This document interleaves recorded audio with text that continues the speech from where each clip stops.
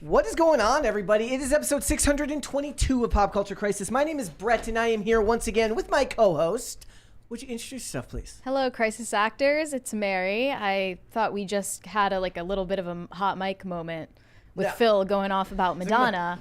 But that's for later. Anyway, we have a $20 super chat that I need to read before we introduce Phil. Andrew Jacobs said, after a year and a half of me sending piddly $2 and $5 super chats, I finally decided to forego lunch today. I need to lose like 100 pounds anyway to send y'all $20, and because Based AF Mary has never heard of the Kama Sutra.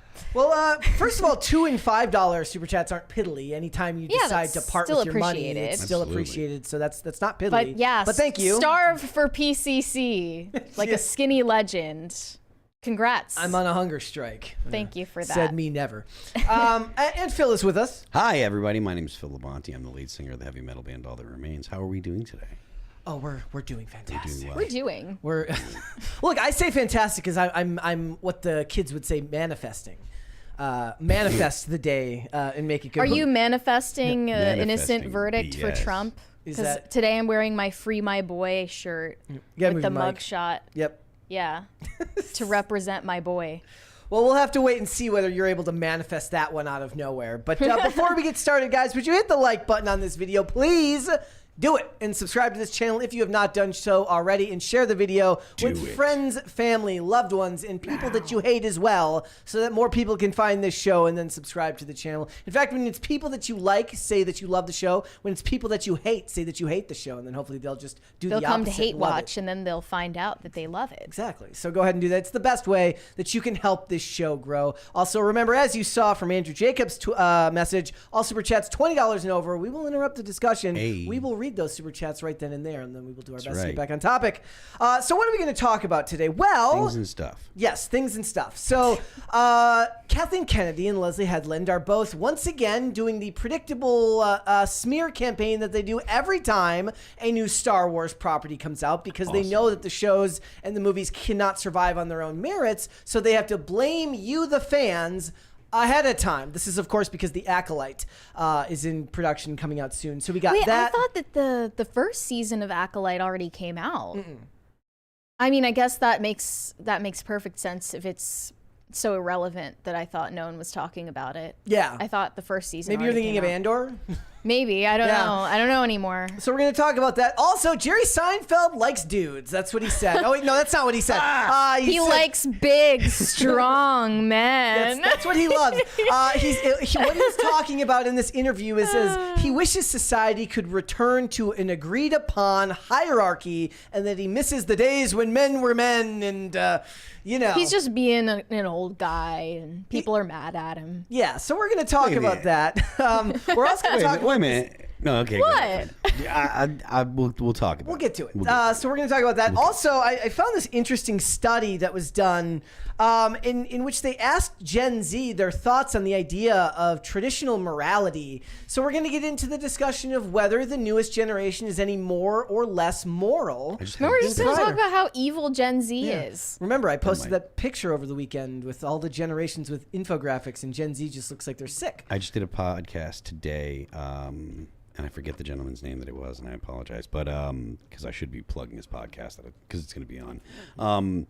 It's the Not Fest podcast. Okay. And I forget the guy's name. But anyways, and we were talking about morality. Somehow the conversation got to morality, which was crazy and weird that it did, because we were supposed to be talking about metal music. But let the conversation go where it goes. Yeah, it's just got to be natural. So that's what happens here most of the time. That's why I'm the derailer in chief. I'm here to derail any discussion. Whatever the topic is, I will find some way to steer it elsewhere. So we're going to talk about that. And we're also going to talk about the fact that once again, a picture has resurfaced. I can't even do finger quotes.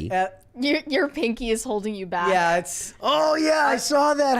I didn't even think of. Yeah. Are we going to show the pictures again? Are you going to show video? Do you have a video of it? You have video of it. You take a video all the time. It's not that interesting. It's not that interesting. But the point is, I can't finger quote properly right now. The but picture anyways. of his pinky just pointing the opposite direction with him smiling like a psychopath. Solid picture. Solid picture. But So a new picture has resurfaced of Leonardo DiCaprio not good with a enough. younger woman. And people are once again talking about age gaps. So we're going to get into that discussion because he's going to be doing this until the day he dies. I just saw there was actually this story that was going around about the owner of the Raiders supposedly getting a 26-year-old woman pregnant, and all of the sites were like wishing them were saying congratulations, and it turned out not to be true. She's actually having the child of like a pro baseball player, but she used to be a Raiderette or whatever they are, like a cheerleader for them. So she was invited to the owner's box at some games. So people just assumed that the 70-year-old and the 26-year-old were having a kid. And look, Al Pacino just had a kid, and he's in his 80s with a lady in her 30s. We don't know how many fingers it has, but it's a kid. So we're going to talk about it. We got a bunch of other stuff to get into. So if you guys are ready, we'll get into it. Mary, you ready? Very ready. Phil? Let's go. Well, we got bad news for Phil to start, ladies and gentlemen. Yeah. Unfortunately, Phil had told us that he prefers Fiji water bottles. This is a could kill problem you. because 1.9 million bottles of Fiji water were recalled after testing found high levels of manganese. I don't even know what manganese is, but it can cause brain damage. That's what it says. Super don't care. Yeah. So we know why Phil acts like that. Yeah.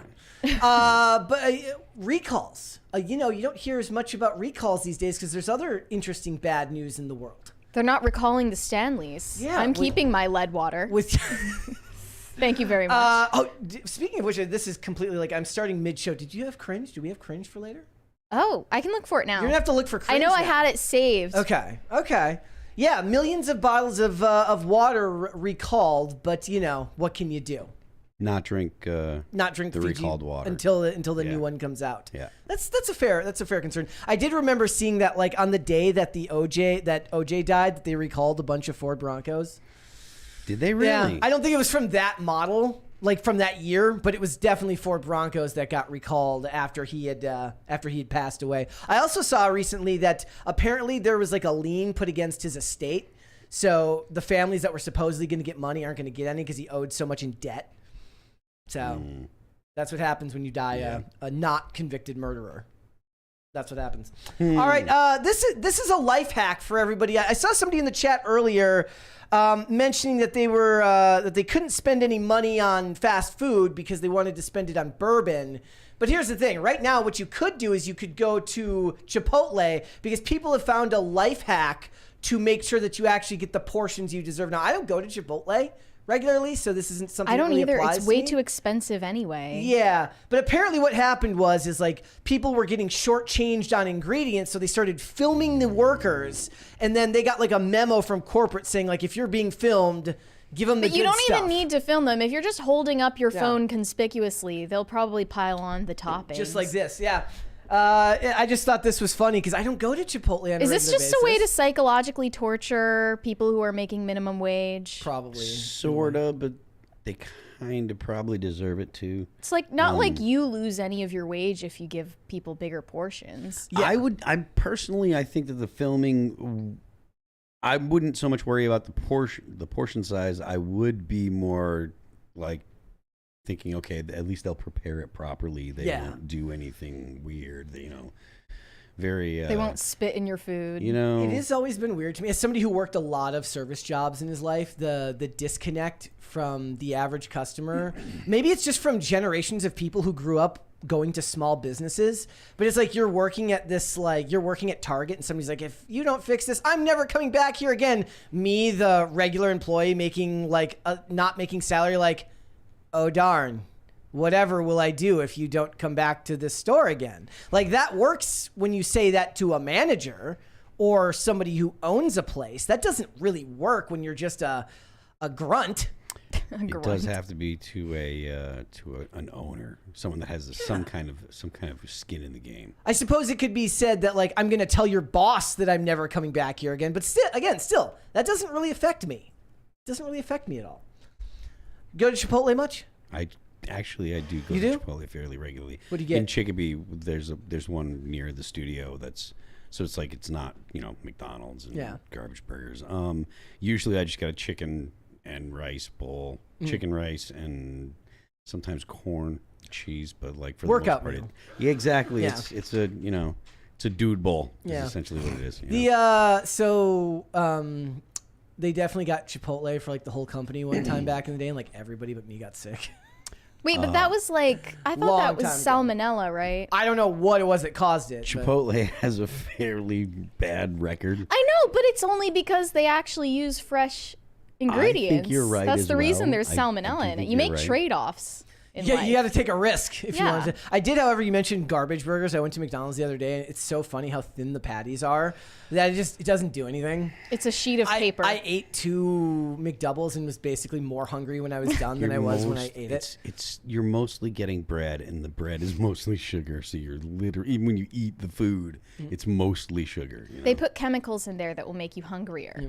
Like I've also noticed that to be true. Like when I eat pasta, like if you make the sauce at home and you actually put in a healthy amount of like meat into the sauce and you cook it yourself, as opposed to if you get, bottle or all of those canned. have sugar in them. Yeah, and it tastes way better when you make it yourself. I am so guilty of like adding sugar when I make it at home. Like I'll take Really? I'll take regular paste, right? Straight paste and boiled tomatoes, like cans, like.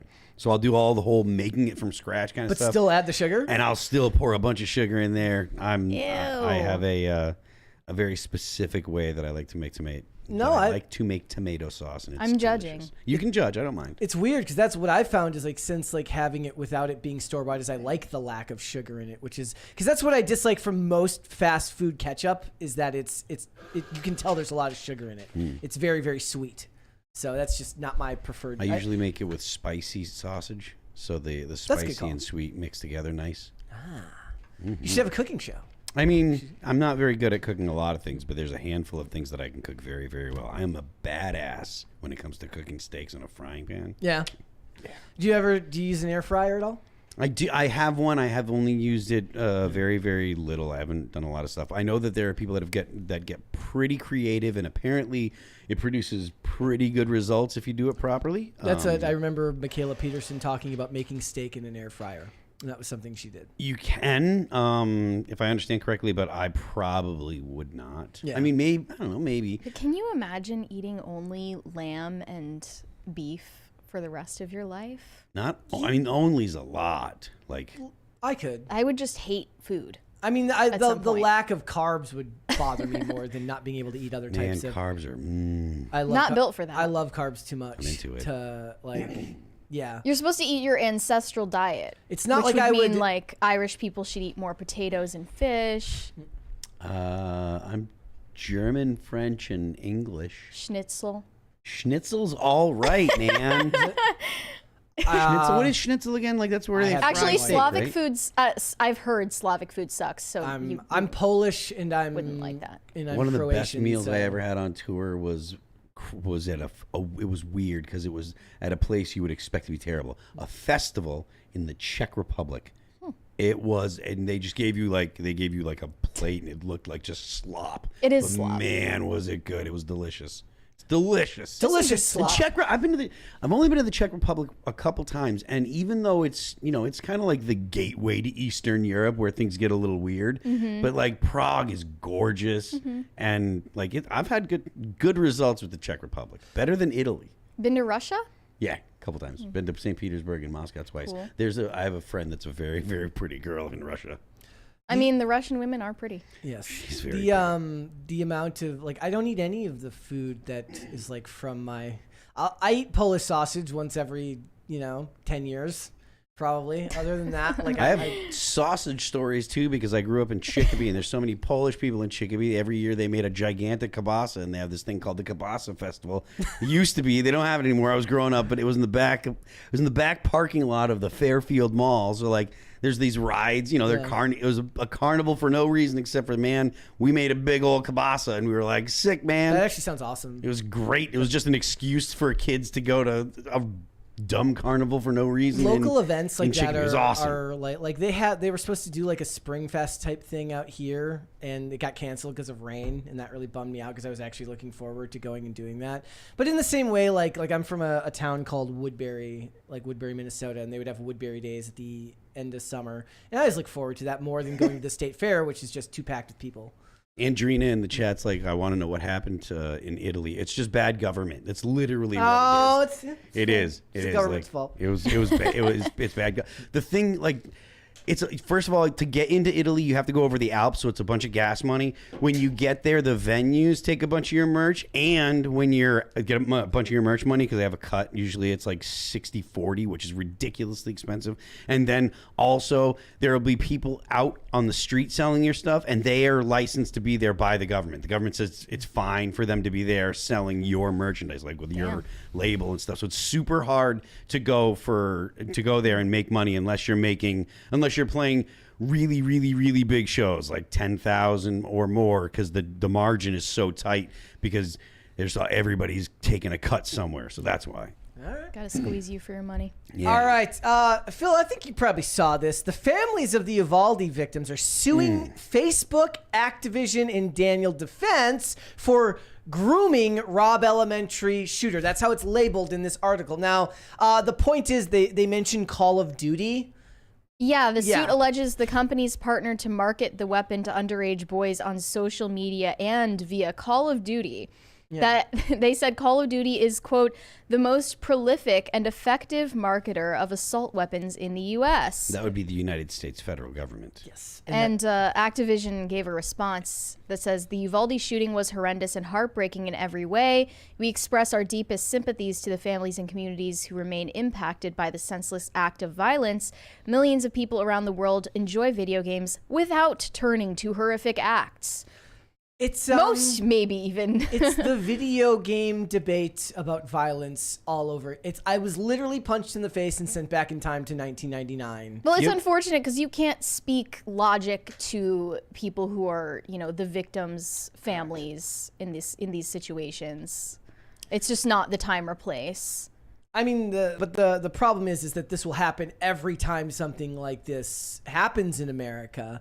And we've never learned our lesson that, it takes the point they make is essentially the same one that I always make, which is that, yes, you could make the argument that exposure to violent images isn't good, but a lot of things have to go wrong down the ladder of parenting, schooling, how they were raised. A lot of things have to go wrong for that to play just a small role in somebody's development going bad. Well, it's been so long since the Uvalde shooting. I don't really remember the details. Like, do they have evidence that the shooter was influenced in any way by Call of Duty? I mean, to me, it seems more like the I don't even know that he had a Daniel rifle, did he? I don't remember what was used. Also, the officers had them and didn't use them. So what's the argument there?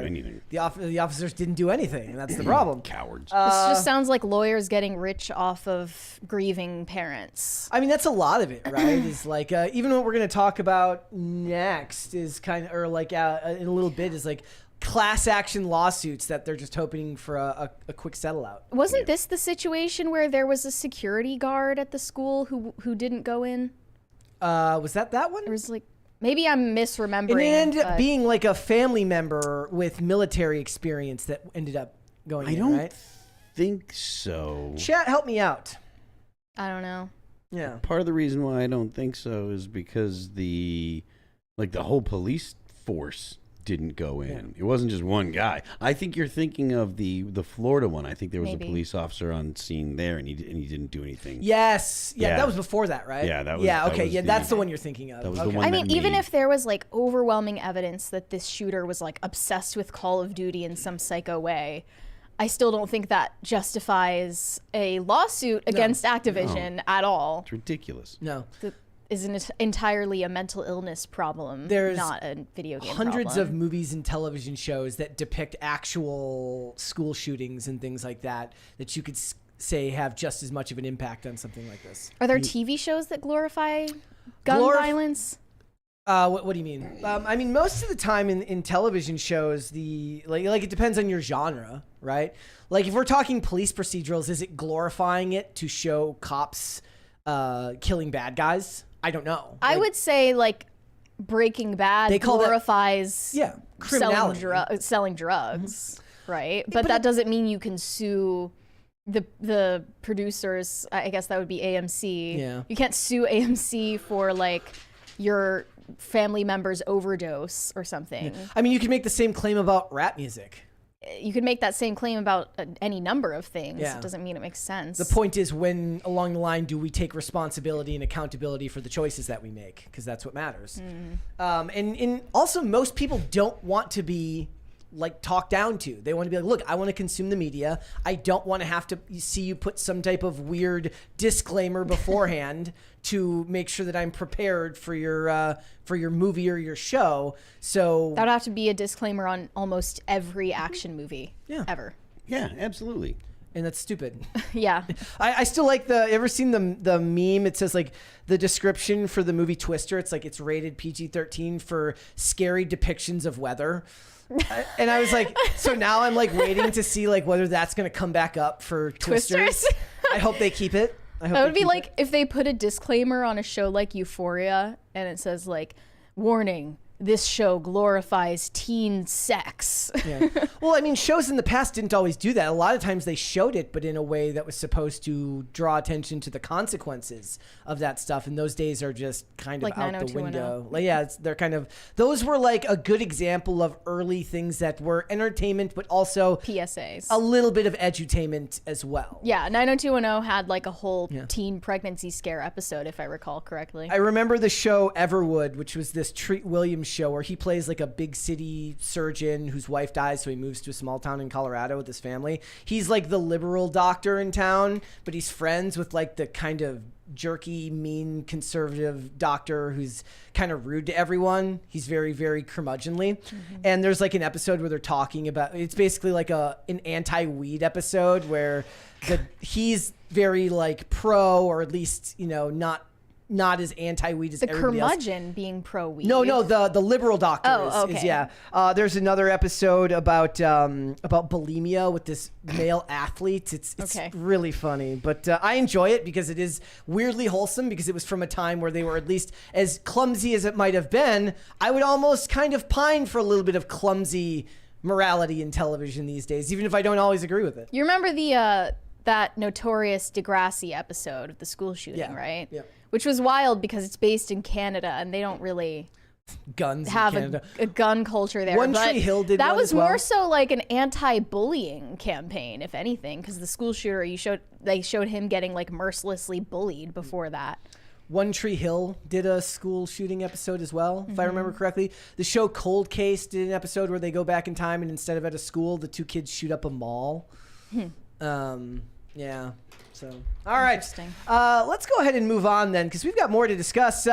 Taylor Swift is an activist, as we know, but right now she's putting down her activist gloves, and she's just kicking the homeless people out of their encampments. The Eras Tour is displacing homeless people to make room for tourists. You know, them's the breaks, guys. That's what happens. It's pronounced Edinburgh, right? Yes. Yeah, the Edinburgh City Council are working they're working with affected individuals, meaning the homeless people, to find appropriate alternative accommodation. Well, isn't it unhomed now? Anyways? Sorry, unhoused people. Just like it's justice impacted individuals instead of criminals now. I don't think. Oh, is it really? Yes. No. Yeah, it's justice impacted individuals. Isn't this just a result of keeping homeless people in hotels? Probably. And not allowing people to use them for their intended purpose? Yep. But yeah, all the comments are saying this is absolutely disgusting. Well, this is why I'll never support her. And how can they do this when right now her fans are coming out and telling her that she needs to take a stand on Palestine? You can only escape your own monster for so long. They're holding up signs. There's a genocide happening in Gaza. How can you perform a picture to burn when there's a genocide going on in Gaza? What does it say? We demand Taylor Swift. We demand Swift action. Oh, come on. That's clever. We demand swift action. No. Oh, that is clever. What does that mean exactly? It doesn't mean anything. What do they want people to do? It means they want her to make a Twitter post, or an Instagram post about this. Well, that's not action. That's just yapping. It's that's what it is. It's hilarious. Swifties for Palestine. I saw this hilarious thread the other day of this guy talking about how Israel is not safe for gay people. and then in his whole bio was Go to Tel Aviv, you're fine. His whole bio was watermelon and said free Palestine. So people kept rightly bringing up Palestine. He's like, I'm not saying Palestine's good for gay people. I'm saying that Israel isn't either. And then somebody goes, the largest pride parade in the world goes on in Israel. And he goes, that's not a good argument. Bye. I just like it because it's very clear engagement farming that he's just using, and people are getting really mad. Guys, we can find a middle ground for how we treat gay people. We don't need the pride parade, but throwing them off buildings is bad. Yes. Let's find a middle ground. Let's find a middle ground. We should stop celebrating like the whole LGBT thing completely. Stop it entirely. But we should also make sure that nobody is attacking them or beating them up in the streets, or make sure that they have the same protections that all the other normal people in society get. They don't need to get special protections because they're not special just because they like to have sex with people that have the same genitals they do. Somebody needs to make a video where it looks like they're throwing them off the roof and they land on like a rainbow rainbow colored like bag. The parachute thing. The parachute bags.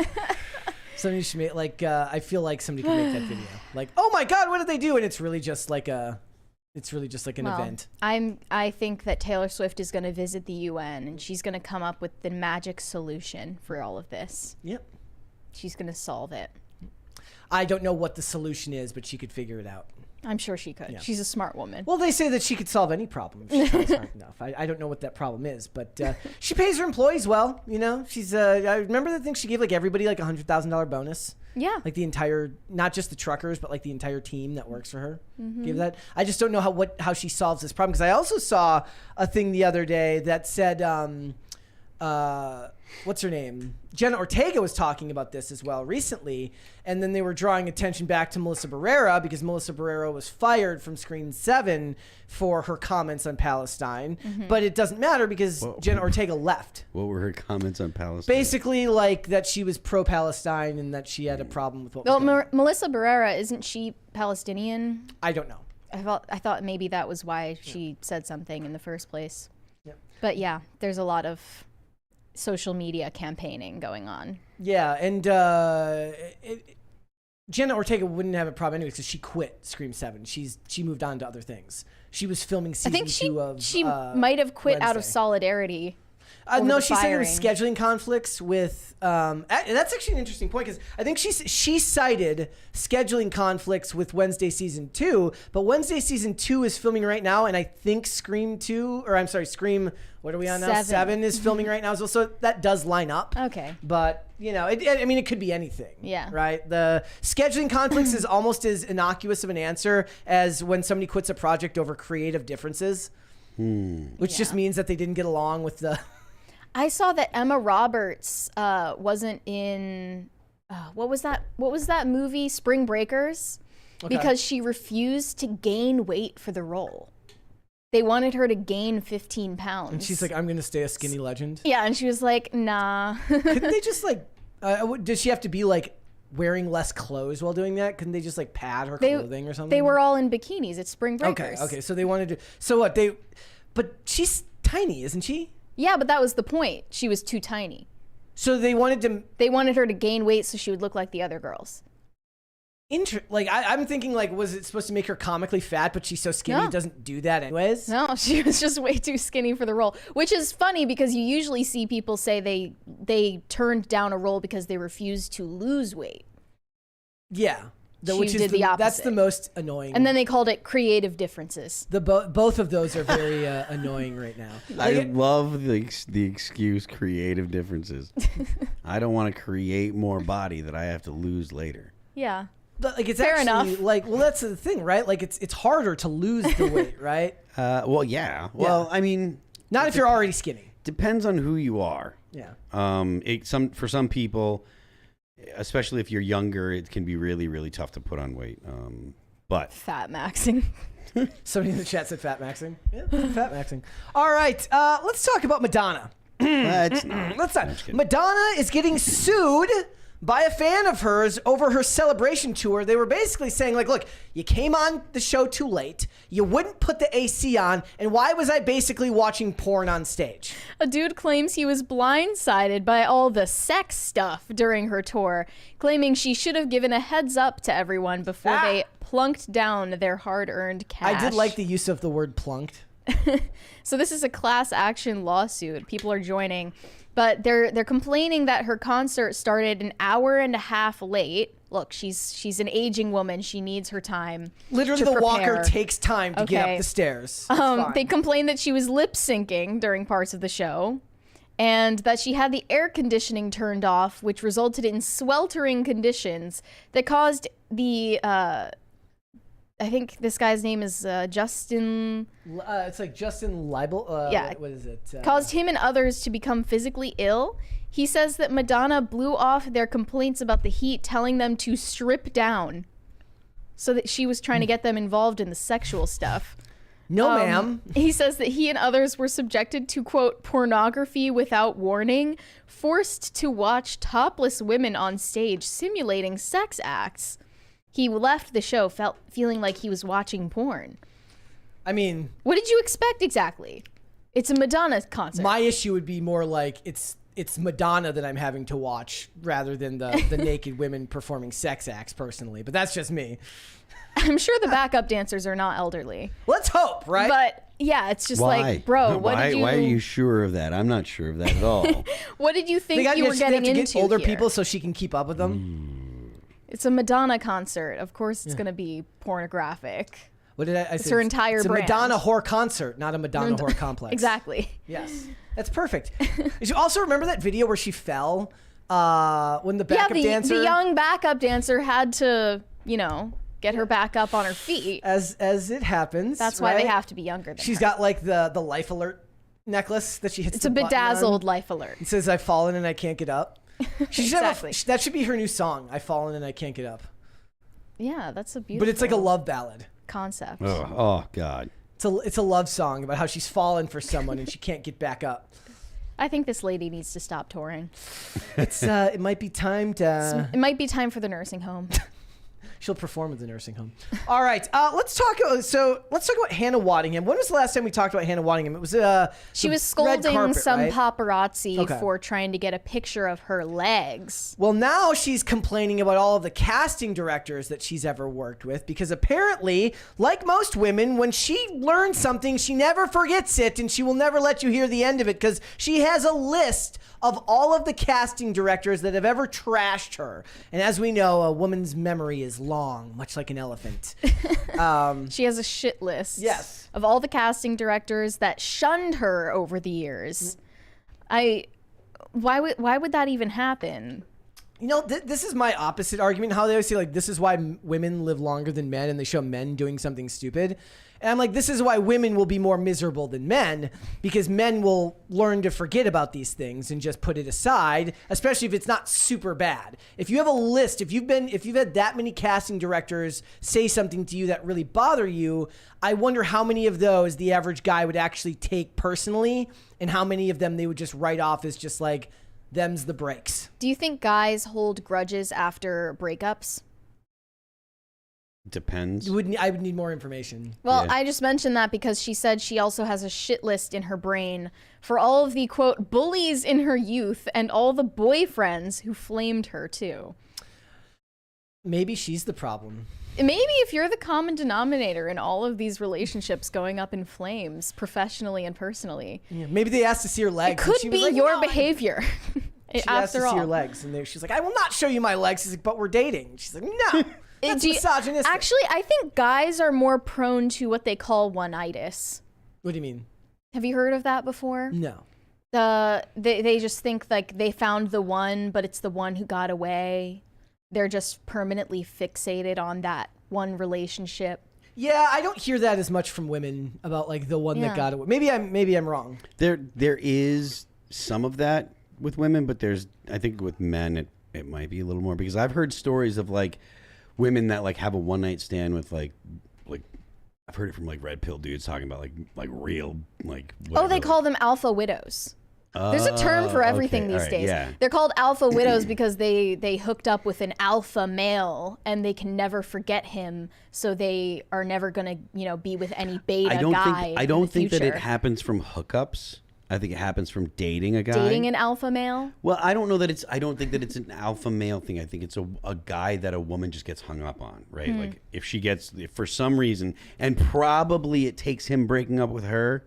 Like if she gets the ick and decides she doesn't want to be with him, she probably doesn't get hung up on him.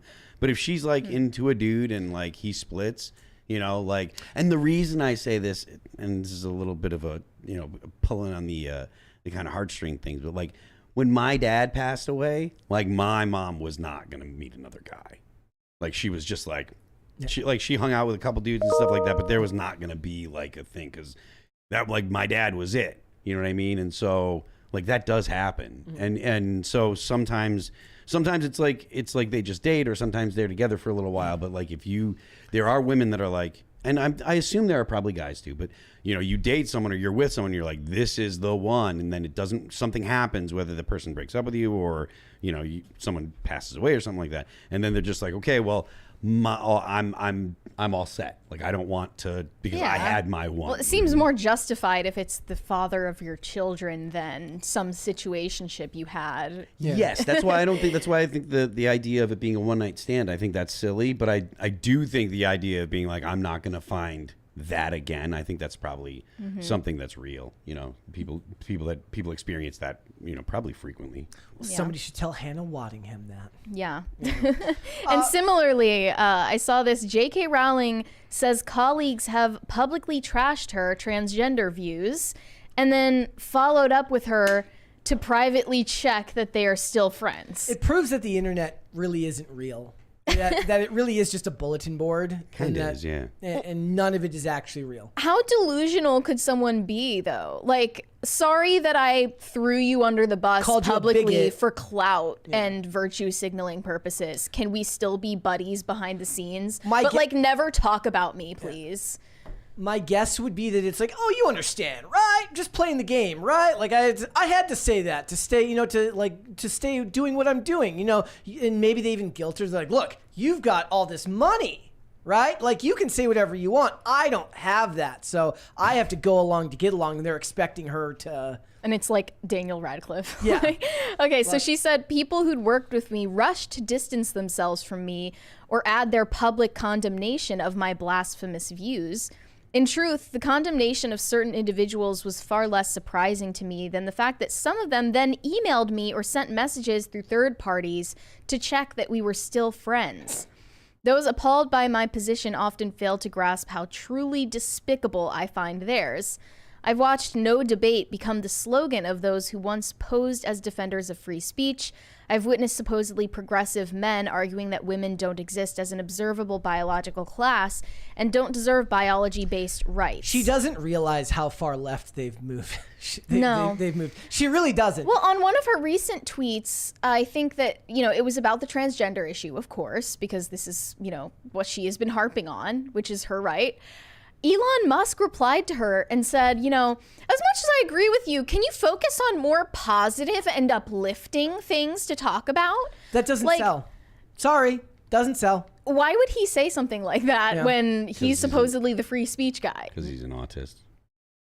I mean, that would mean he would understand someone hyperfixating on something, right?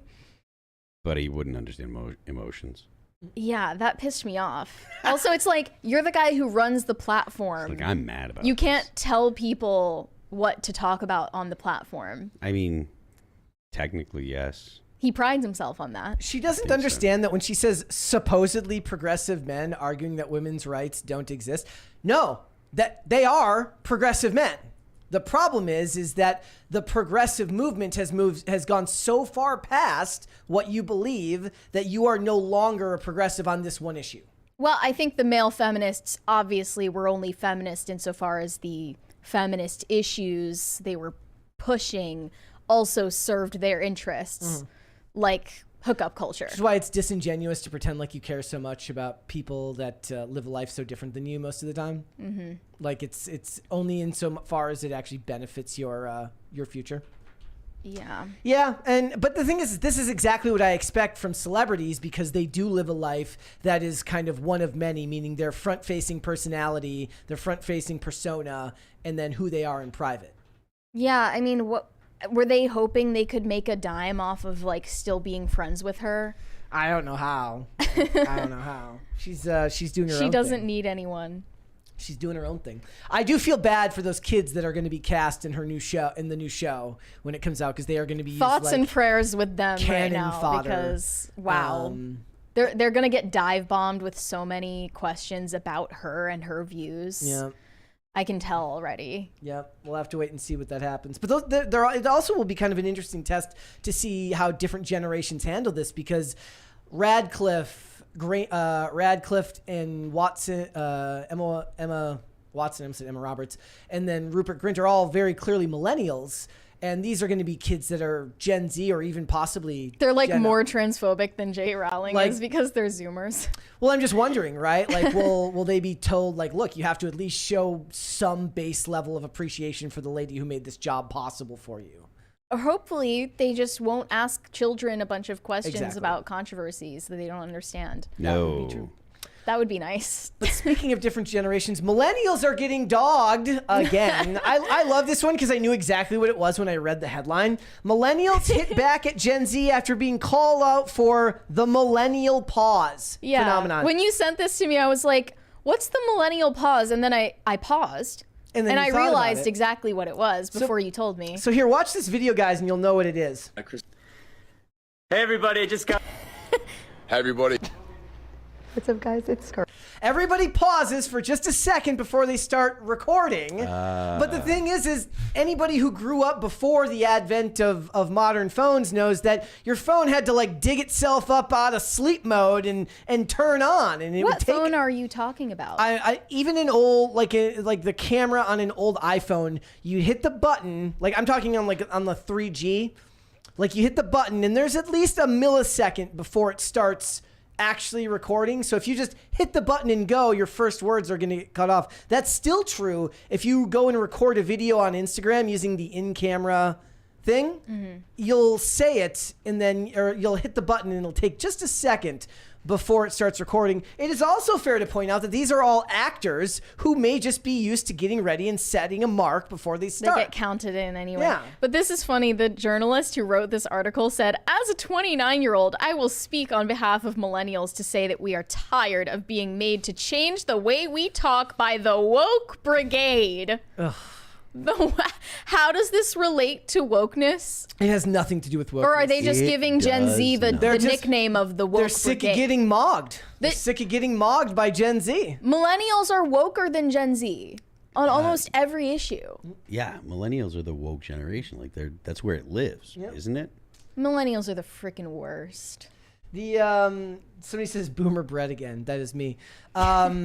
No, you're a millennial. No, what you do is if you want to do it and you don't want to, and you're self-conscious and you don't want to do the millennial pause, say the first word and then say the first word again. So pause and pause. So like, hey guys, hey guys. So it leads you into what you have to do. Well, remember when 8 used to just mean 8 and no cap meant not having a cap on your head? But nowadays, what you wear is called drip. And deciding to grow out a beard is now called a glow up. Well, is this millennials talking about this stuff? This is a 29-year-old. This person needs to shut their mouth. You're also not supposed to say salty anymore. You're not in Wait, why that not? position. It's millennial all of lingo. All of this is garbage. Shut up. You're not allowed, you're not allowed to say people salty? say whatever they want. I'm never going to stop saying dope. Never stopping. Dope forever. It's always going to come out of my mouth. Yeah. Be proud of your generation. The thing is also like generations prior, it used to make sense because then, like my generation, the boomers, like the boomers would make fun of my generation for sagging their pants and using words like sick, right? Yeah. But now millennials want to be forever young, so they should start embracing the language rather than getting to pick and choose when they get to be crotchety and old. Millennials are crotchety, but they're not willing to admit that they are. Millennials are more crotchety than Gen X. They're the BuzzFeed generation. They're obsessed with generation. representing youth culture, and they hate that it's being taken away from them. Nothing triggered millennials more than getting bullied by Gen Zers on TikTok. That about having middle parts on their hair and wearing skinny jeans. Skinny jeans. Either learn to say "mog" in a sentence or stop saying 30 is the new 20. It definitely was never the new 20. Figure it out. 30 right? was always 30. 20 was already 20. I will say, however, that so I mentioned the last couple of days I'm watching this show called Almost Paradise, and the main girl in the show, she's definitely like a hardline millennial. She's probably my age or maybe a little bit younger, but she wears like skinny jeans and just looks like what all the millennial women look like in the early 2010s. And I'm like, fantastic. This is a fantastic throwback. I saw this tweet recently that said being in your late 20s is crazy because you're watching all of the kids you went to school with hit the wall at, at like high speeds and crash into it. But it's like, I don't know. If you're not taking care of yourself in your late 20s, that's going to happen. People need to... Late 20s is not when you're supposed to let yourself go. No. No. I'm actually offended at millennials who try to stay as young as possible for as long as possible, complaining about the lingo of the next generation. Just use It's your okay. words. It was okay when boomers did it because they didn't want to stay young forever not in the same way. Right? They had their kids, they had a family. So it makes sense for them to be like, stop talking like that and pull your pants up. Okay? We're going to have more generation discourse to go through later. Yes, we've got a lot of them. I'm excited. So, all right. Let's go ahead and just do cringe of the day since you did send that to me. So let me pull I this sent up you here. that. Okay. But depending on who you ask, it might be a cute of the day. That's terrifying. Yeah. Hold, I think please. it's gross. Let me pull it up But- here. The camera's still on you, but I'm pulling this up here. There we go. Here we go, guys. Wait, what is this? So it says "Love in Paris." He's going full screen. He brought his pet onto public transport, and it's a rat, It's a rat. and he's kissing it. Okay, it's got a bow on it. Well, if it came from his house and he's keeping it clean, it's no worse than any other. It's not like those other subway rats. Have you seen those rats in New York? They're the size of your upper body nowadays. Okay. So that could be cute of the day if you like rats. It could be cringe of the day. It could be cute of the day. That's up to you. All right, let's do cute of the day. We've got our own. It'd be funny if the first one was a rat. We have gotten rats in We cute have. of the day. Oh, looks like we got an owl here. It says the owl that eyes Sancho, the one-eyed pirate king, like a bunny on our walks. Wish he'd stop leaving all those Tootsie Roll pop sticks everywhere. Well, yes, a one, a two, a That three. commercial pissed me off. And it's as a also kid. like it's probably one of the most effective long-term branding because it sticks in your head. Yeah. Like I'll never I have family members I don't remember, but I remember that commercial. Have you seen owls without feathers? Yes. They are disgusting. Well, They are disturbing. I do like looking at the pictures of bats turned right side up. Have you seen giraffes drinking water? No. You need to look it up. I do like the discourse around where does a tie go on a giraffe or on a... Look up giraffes drinking water and you will thank me. Okay. Well, let's get through this first here. would it be cringe or would it be cute? I don't know. I hated it. Okay. I hated it when I saw giraffes drinking water. Let's do one more here. Like, why would God create this? This one is from... First of all, Not much shakes her faith, guys. Splits But the splits they do is pretty funny. Yeah. this is from Pigtaku. Says 2 years ago, my Akita Chow passed away at 13. My wife sent me a collection of her pics, and I wanted to share my best friend and goodest girl, Nima. Okay. R.I.P. Nima. No, it's yeah. Okay. Oh, Aw. look at that one. Cuddle time. That is adorable. That's sweet. Oh. That's cute. Aw. Kitty. How do they pose so well? I know, right? How do they stay still long I enough? know. That is adorable, and I am sorry for your friend's passing. It is very sad. All right, it is time to go ahead and get started then. Mary, we're going to have to let everyone know that Star Wars is once again blaming the fans. Yes, Kathleen Kennedy has struck again, and she is blaming the male-dominated fan base of Star Wars for the toxic response to all of their new projects. They're promoting Acolyte right now, which is the next Star Wars series to go up on Disney+. And they decided the best way to promote this project is trashing Star Wars fans. Jesus. That's a great strategy. It works Never failed before. It works every time. Yeah, time tested. Kathleen Kennedy says, I think a lot of the women who step into Star Wars struggle with toxic fandom attacks a bit more. Because of the fan base being so male-dominated, they sometimes get attacked in ways that can be quite personal. Operating within these giant franchises now, with social media and the level of expectation, it's terrifying. Well, I'm going to disapprove. No, there is no expectation anymore. Sorry, the expectation is that it's garbage. Also, Leslie Headland, if you didn't know, she's the creator of The Acolyte and former personal assistant to Harvey Weinstein. Yes. She also had comments for us. I know how frustrating some Star Wars storytelling in the past has been. I stand by my empathy for the fans, but I want to be clear. Anyone who engages in bigotry, racism, or hate speech, I don't consider a fan. Hate speech isn't a thing. It's so dumb because it's like what is going to be considered hate speech is going to change from minute to minute because it's dictated by the left. There's no standard. It's so ridiculous. Well, if you say you hate The Acolyte, that's hate speech. Apparently. You're not allowed to say that you hate something they made. But if you hate a Taylor Sheridan show, you're good. You're a smart person for hating a Taylor Sheridan show. See, it's unequally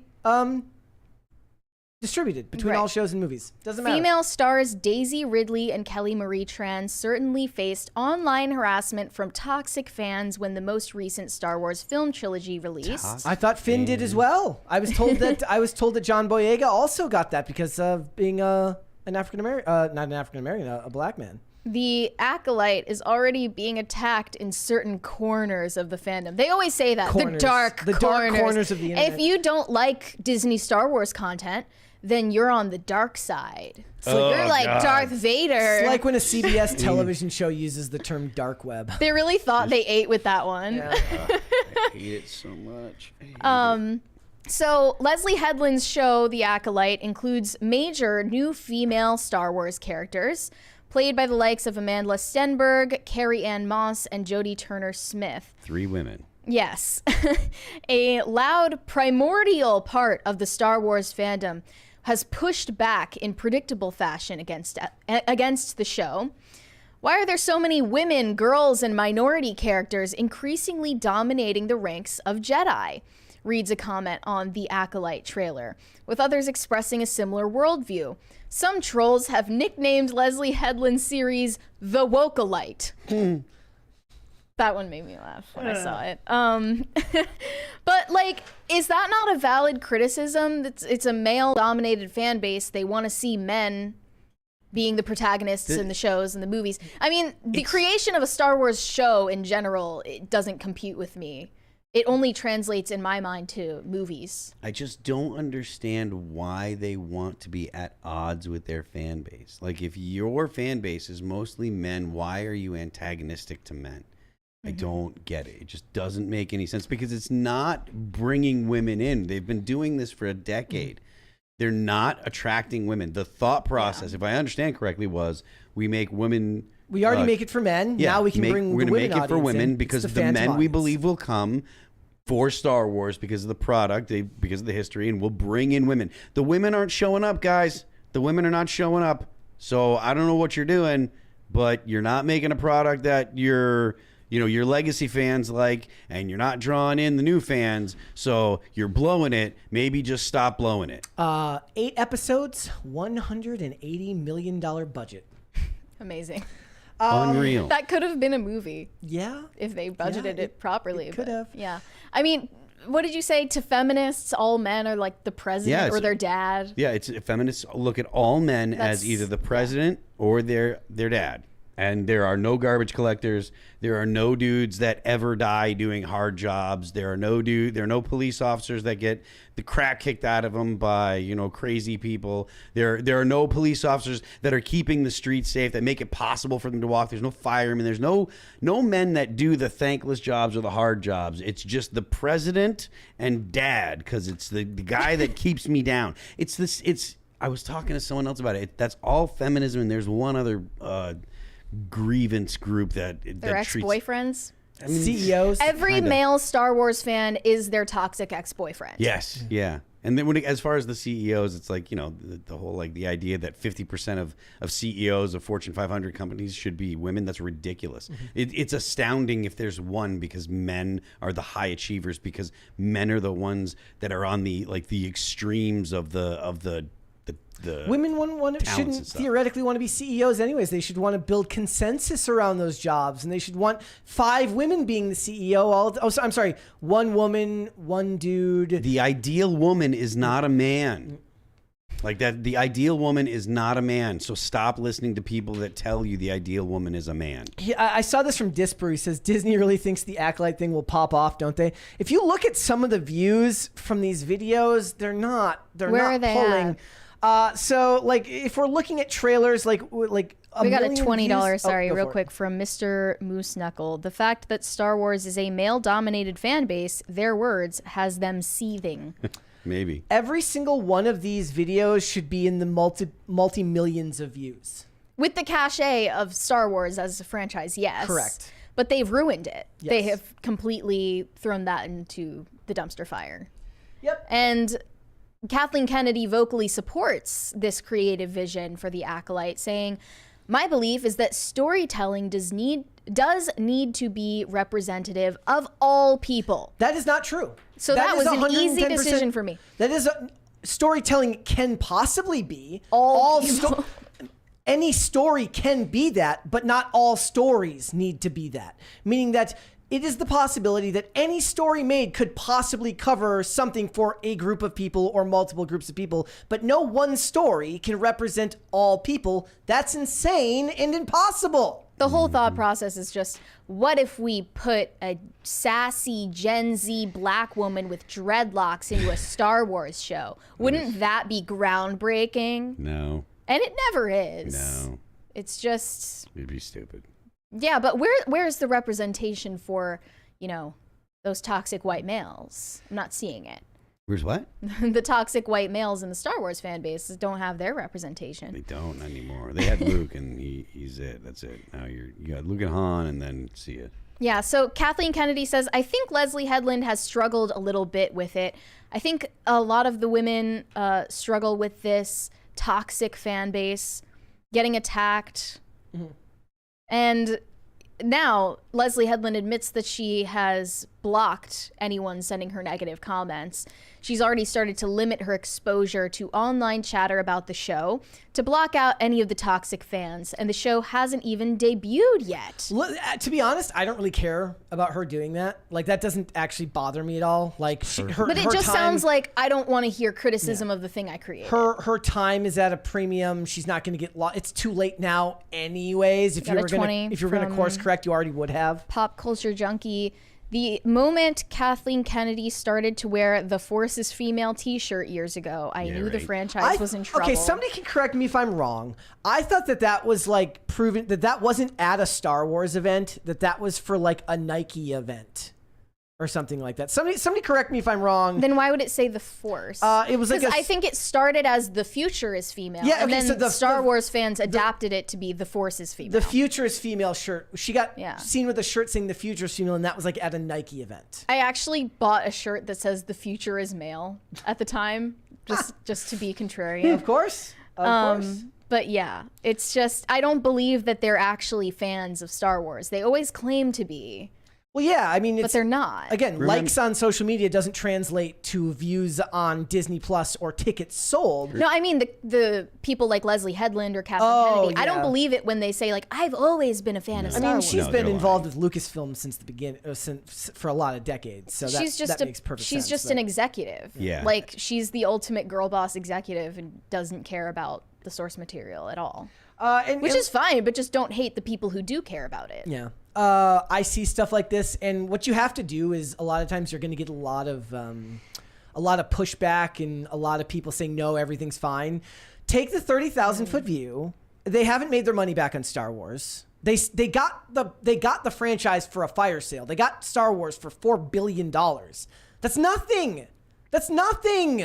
for a franchise that was that successful. They should have made their money back in 10 seconds. They have not made their money back. They've tried to hide that through funny money or funny bookkeeping when they were trying to keep out Nelson Peltz, the activist investor who just yesterday sold all his Disney stock, made $1 billion off of it. Do you think that views are down? Yeah. Nobody cares. And then I saw other people, one of the other excuses there was like, seems like you care too much about children's entertainment. Sorry, this isn't children's entertainment. Kids do not give a crap about Star Wars. Nope. They do not, and they never will. Just like women don't give a crap about Star Wars. No, there's not all women. It's like when Matt Walsh was talking today about saying like, not eating less and exercising more will lose weight for everybody. And then somebody goes, actually, there's this one specific condition where like, yes. Nobody's saying all inherently. Everyone hates that person too. Yes, exactly. Everybody hates you. When you do that, everyone hates you. Everyone hates you. When people say that Star Wars is a male-dominated franchise and say that women don't care, they're not saying all women don't care. They're saying that a negligible amount of women cannot move the needle when it comes to purchases and views for the company right now. The people that you've catered your material to don't care. Any company that wasn't ideologically inclined would shift course. You're not going to do that, and you will continue to fail no matter how much people online tell you the views are good. Yeah, they had this whole audience of basically Gen X men that could have and boomers given them a profit, and they were like, no thanks, we'll go for... I mean, it's just like Gen Z doesn't care about superhero movies. The data points that out. And even then, like when we Gen made that Z video, doesn't care about Star Wars. We made that video, and like people would say, like, actually, I'm Gen Z and I watch Disney Plus. I'm like, it's not about we're you. not saying no. We're saying the majority don't. It's literally a reading comprehension skill to know who the audience is for a certain message. So nobody needs to give the disclaimer that a certain message is not for this person, this group. That's your responsibility to know. Like what Zach from Comics Matter talks about. He goes like, comics could have survived forever on the divorced dentist demographic. Meaning like, they've got disposable income. They'll buy the divorced dentist. That's how he always phrased it. The divorced dentist demographic. Meaning that they love the comics growing up. They've got disposable income now, so they can afford to buy 7 variant covers for every comic that you make. Instead, you're not marketing to them and you're losing the divorced dentist demographic. Maybe you don't have that demographic for Star Wars, but you have the Gen X and the boomer demographic and the outside range of the millennial men demographic. And that would have supported you just fine if you had continued to make stuff for them to pass down theoretically to their sons. I'm looking at the beginning lines of this New York Times interview with Leslie Headland, and this just says it all. She said she was ostracized at school for being different. She retreated inward, making stop motion films starring her action figures. Okay, so you're literally doing Revenge of the Nerds right now. Mm-hmm. It's very clearly what's going on. Mm-hmm. You're putting your own trauma ahead of the storytelling, which is, and guess what? Here's the problem. That's fine if you're making your own stuff.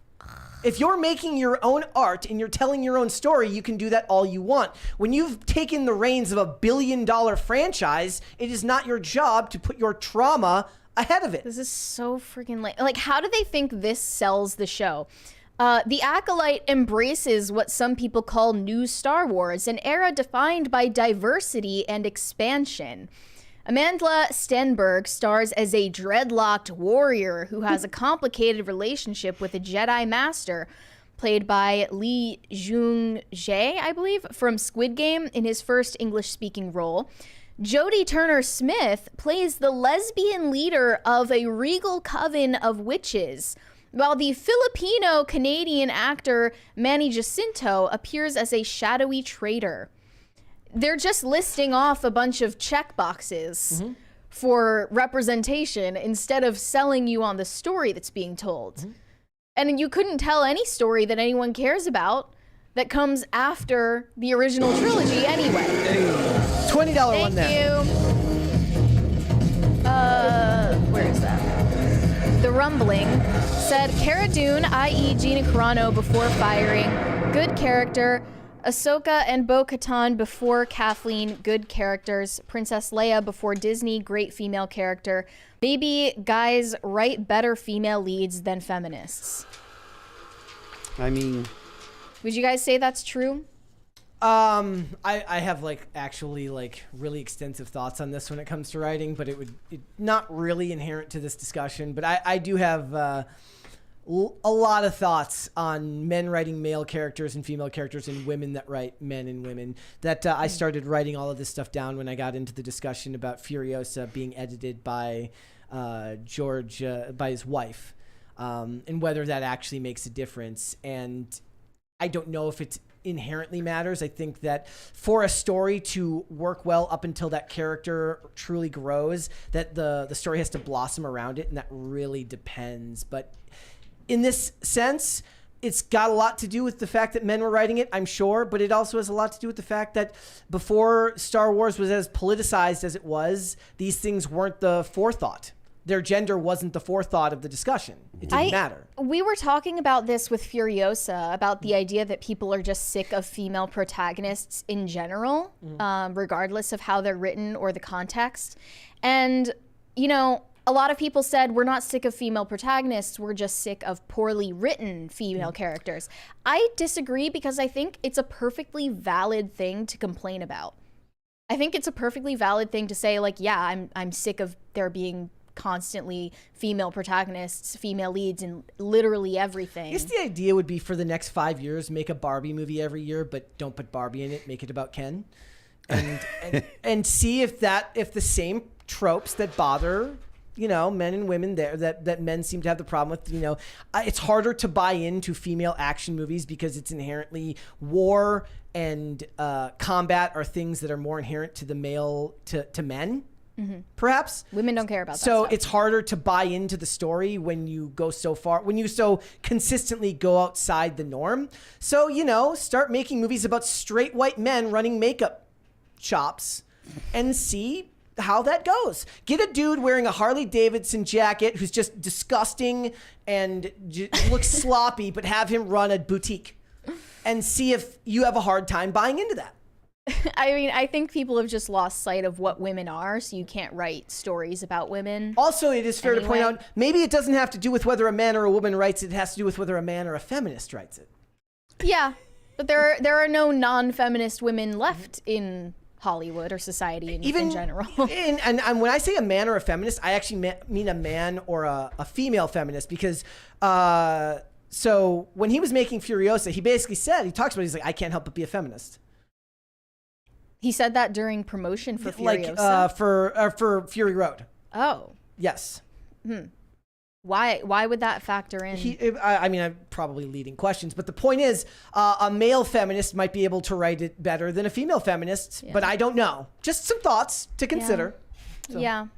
But overall, this is nothing new from Star Wars. Shane H. Wilder said, happy Thursday, Brett, Mary, and Phil. I've got no pithy comments right now. Check back with me later. Okay, we'll do that. Thank you. He also said, give me back that Filet-O-Fish. Give me that fish, LOL. Wait, what? I don't know, but that's disgusting. I think that was a commercial? I think so. I think it was a jingle. I think so. Okay. I think they're underrated, genuinely. Pat the Filet-O-Fish? Plumber. Yeah. They're legit. I like them. Pat the Plumber said, happy birthday, Marzipan. Oh, it's my birthday now. Yes, yesterday was my birthday, but now it's your birthday. Yes. Corey Anderson said Qdoba is better than Chipotle. That's a tough sell. I mean, whatever. To be honest with you, I'm kind of 6 of one, half a dozen of the other, because like they're basically the same thing. Maybe you like the spices in the Qdoba meat better or whatever. I think Qdoba has ground beef, which I do actually like that option better. But I thought they were just like non-existent now. In California, there's a lot of them. Yeah. Tacti Platy said, no Mike Lindell, fellow Minnesota person, disappointed. Would have been great. I would love. I didn't know that he's a Minnesotan. Yes. Yep. He's pretty famous in Minnesota. I imagine he's probably infamous in Minnesota now, given the politics at the time. I'm not gonna lie, I tried the pillow. I don't like it. Not a fan? Not into the My Pillow. Not a good pillow for me. Rhaegar Targaryen said at Corey Anderson, no. Well, all right then. Oh. about the Qdoba thing. Do one more. Corey Anderson said at Rhaegar Targaryen, yes. Well, there you go. They have a back and forth. You guys keep bickering. All right. Now that we've talked about the feminists in Star Wars, it's time to talk about the return of masculinity from Jerry Seinfeld? Yeah, of all people. Jerry Seinfeld recently defended masculinity and says we need a return of strong men, which is just in time for Pride Month around the corner, right, guys? He said he loves big, strong, muscular men, just greased up with chest hair. I'm kidding, of course. Simmer down. I'm kidding. Calm down. Woo! But Jerry Seinfeld felt very passionate about this issue. This is on a recent podcast appearance with Barry Weiss, formerly of the New York Times. I did like all of the Daily Beast and such type headlines were like, Jerry Seinfeld is still talking despite the fact that the Pop-Tart movie came out a month ago. Shut up, Seinfeld Jerry. is still talking despite the fact that we don't like him. Exactly. He's kind of been They're like the repeatedly rats making around the comments like trash this. heap. Like he's like, I hate the PC crap that's ruining comedy. And then he gave that commencement speech. I mean, I listened to that whole commencement speech. It was actually entirely wholesome. Yeah. The whole thing. It was fine. And then he's also like defended Seinfeld for having not enough diversity. It's really funny. Things like that. But like he's a 70-year-old man. Some of It's my so most crazy that he's 70. Yeah. He doesn't look 70 at all. No, he doesn't. Some of my most progressive friends love Seinfeld. Like love Seinfeld. It's their favorite show of all time. But There is- now conservatives are like, I always liked Jerry Seinfeld. I will never care about Seinfeld. Not like it, but I will never care about Seinfeld, and I will never care about Friends. I think just that don't. there's going to be a significant amount of people that used to be kind of on Democrat side that are going to be coming out and saying we're not on the Democrat side anymore. Like because of a lot of different things, particularly the economy here in the U.S. and the way the government's been behaving lately.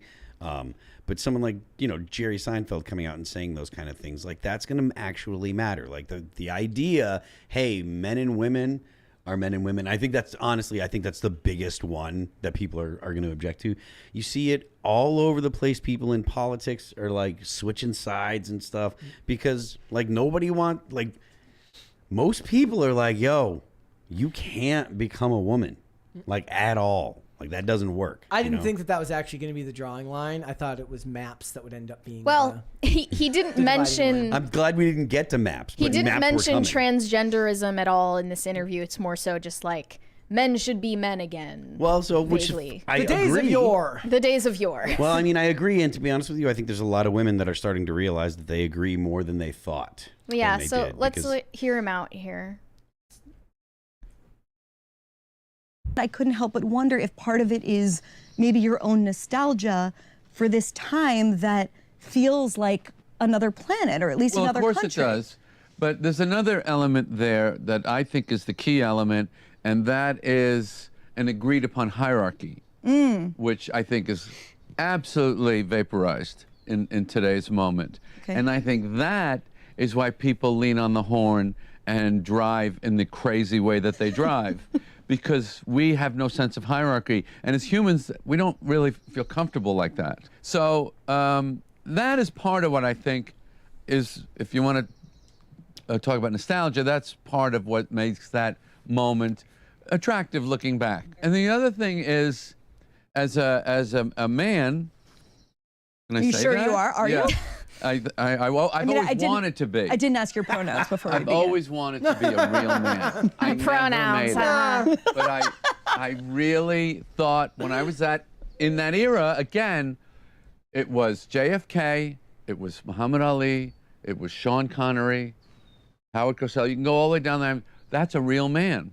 I want to be like that someday. Well, no, I never really grew up. I mean, you don't want to as a comedian because it's a childish pursuit. But I miss a dominant masculinity. Yeah, I get the toxic thing. I get it. But still, I like a real man. Okay. They cut it off right there. It is funny because it reminds me of when Camille Nanjiani had the article that came out, and he talked about how it wasn't toxic masculinity that was bad. It was just traditional masculinity that was bad. So they move the goalposts every so often. But he's not wrong about the interest in discussing the idea of agreed upon hierarchy and how it makes it's complementary for both men and women. We got a $20 from Francisco Sanchez Jr. I remember watching Star Wars at my local drive-in the weekend it premiered, and it was cool. It was made for me. Anyway, a year later, Dawn of the Dead came out, and I fell in love. That was my Star Wars. There you go. There you go. The days of yore. The days of yore. When movies were movies. When he says hierarchy in society back in the day, does he mean a hierarchy that put men at the top and women at the bottom of a hierarchy? Or is he talking about a hierarchy of men where we had like strong men at the top, weak men at the bottom?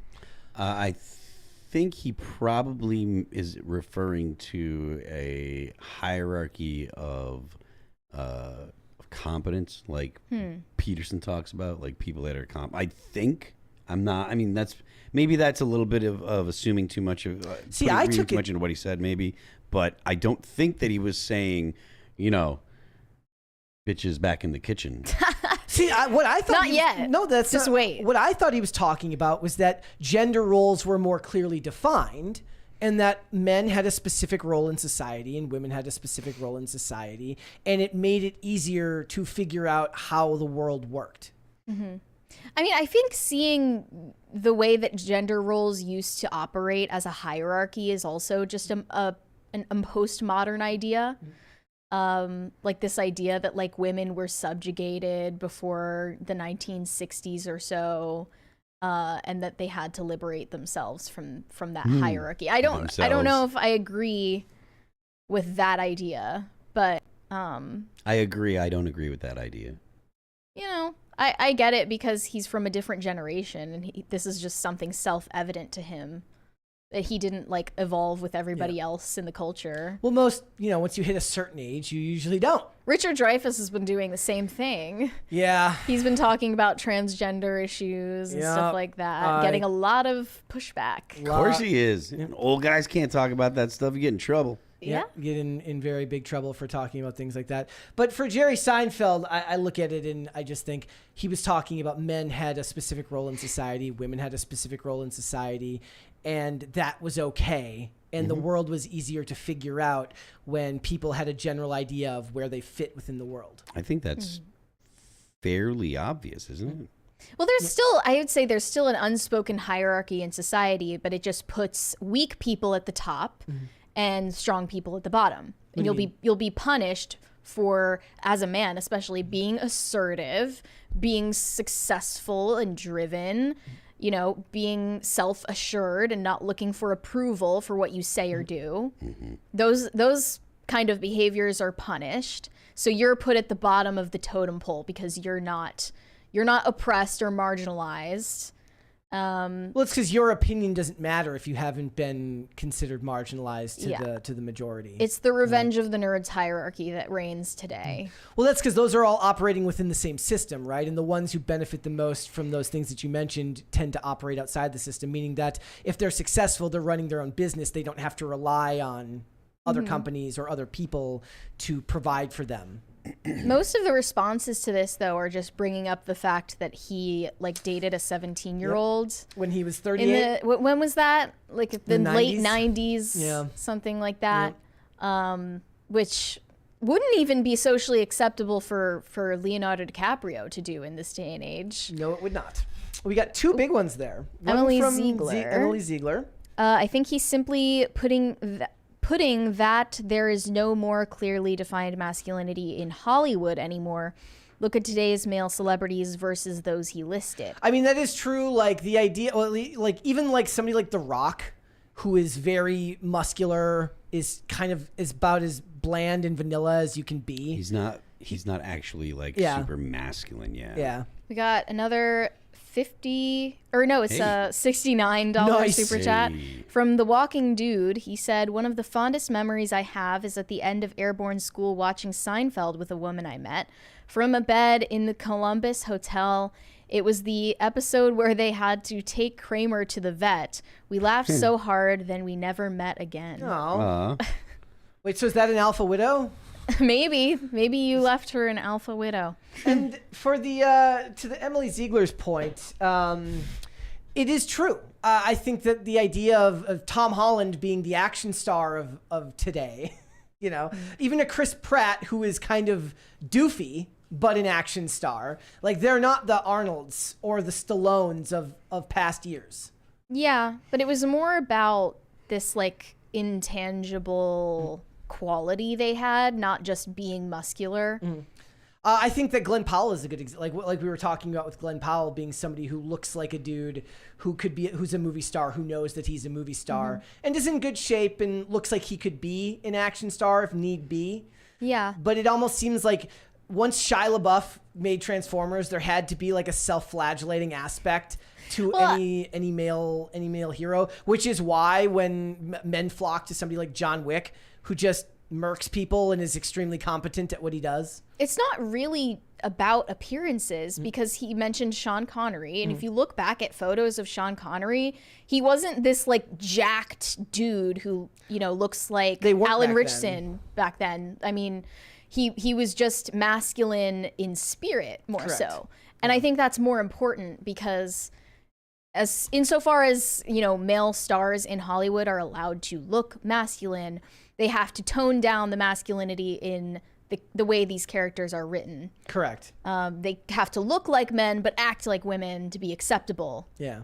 To these Chris standards. Evans. And that's why Alan Richardson has been like self-flagellating as much as he has. He's like, I'm sorry, I'm so awesome. Like, make fun of me, I'm awful. Yeah, exactly. Yeah, that's I mean, even the most masculine story gets told with just a sprinkle of feminism in it most of the time. Yeah, it would be nice to not have that sprinkle. Yeah, you don't really get that. I mean, I think that is why.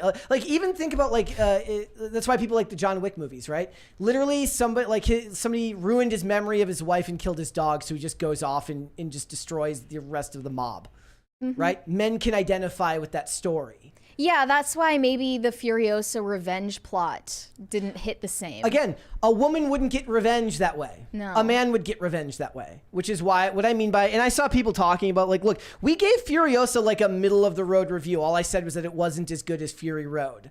And the CGI definitely wasn't as good as Fury Road. But it wasn't a girl boss movie. But the point is just because she's not a girl boss doesn't mean that that type of revenge story fits with a feminine character. Yeah, it's like, you know, if you look at it in terms of wokeness, I guess Velma is a vat of bleach and Furiosa is a cup of coffee with one drop of formaldehyde in it. But, you know, it's still there and you don't want to drink it. Yes. Right? Yeah. It just turns people off and they're not really able to articulate why. I talked about loving the original Tomb Raider movie. Well, guess what? A big part of that is there is something that people consider sexy about exploration, and then you have like a sexy character. I mean, people really liked Challengers, I hear, because it's just like a sexy sports movie with like people who are athletic and they look good. And it doesn't need to be more complicated or pretentious than that. Or think Bruce Willis in Die Hard, saving the day. Like, those movies nowadays just don't feel the same, at least on a regular, like what a lot of the movies that come out now are more violent, but seem to have less of an actual message. So, well, what should the message be? I mean, I think the thing is, it becomes too complicated. This goes back to what I was talking about men were men and women were women. Guys' family, there's a reason why Liam Neeson made a career, even though it was the joke. They're like, he didn't make any money until he got the Taken franchise. There's a reason why those movies resonate with people. Guy's family is important to him. Family member is abducted. He must now go and save family member. Make it legible. That is a very simple story to tell. And then parts 2 and 3 come along. Now he's the one who gets taken, and he has to help his daughter find him. It doesn't resonate. Not in the same way. It's if anything, they make these stories far too complicated. They're talking right now. Blade is going through like rewrite number 5,000. It's not hard to make a movie about Blade killing vampires. It's not. You give him the gun, you give him the sword, you put some vampires there, you kill the vampires. But where's the social commentary? Exactly. We need that. Thank you, guys. Okay, let's go to Super Chats. Corey Anderson said Kava is better than Qdoba. I mean, I would say Taco Bell is better than Kava, Qdoba, and Chipotle all combined. Taco Bell, huh? That's the truth. I had Taco Bell the other day too, and it was very, very good. Yeah. Charles II of Spain said CIA rigged the 1946 referendum, bring back the Savoy. I have no idea what that's referring to. There's Savoy pizza in Minnesota. It's really, really good. Shane H. Wilder somehow brings up Minnesota. Shane H. Wilder said the Uvalde lawsuit is frivolous. The only people I'm pissed at is the cops who didn't do anything and actively prevented parents from going in. Yep. Okay, so maybe that was, I did recall that happening. Multiple instances. Tacti Platty said the left lane is for justice impacted. Yeah, it's for justice impacted individuals. Wouldn't it be injustice impacted? It doesn't really have a ring to it. We do not mince words. The left lane is for speeding. It is for crime, period. We do not mince words. Let's do one more. Okay, Corey Anderson said Rob Zombie has women dancing in cages at his show. Well, I mean, He's you're going to let him out? Performing? You just want to let him go run around the whole place? Yeah.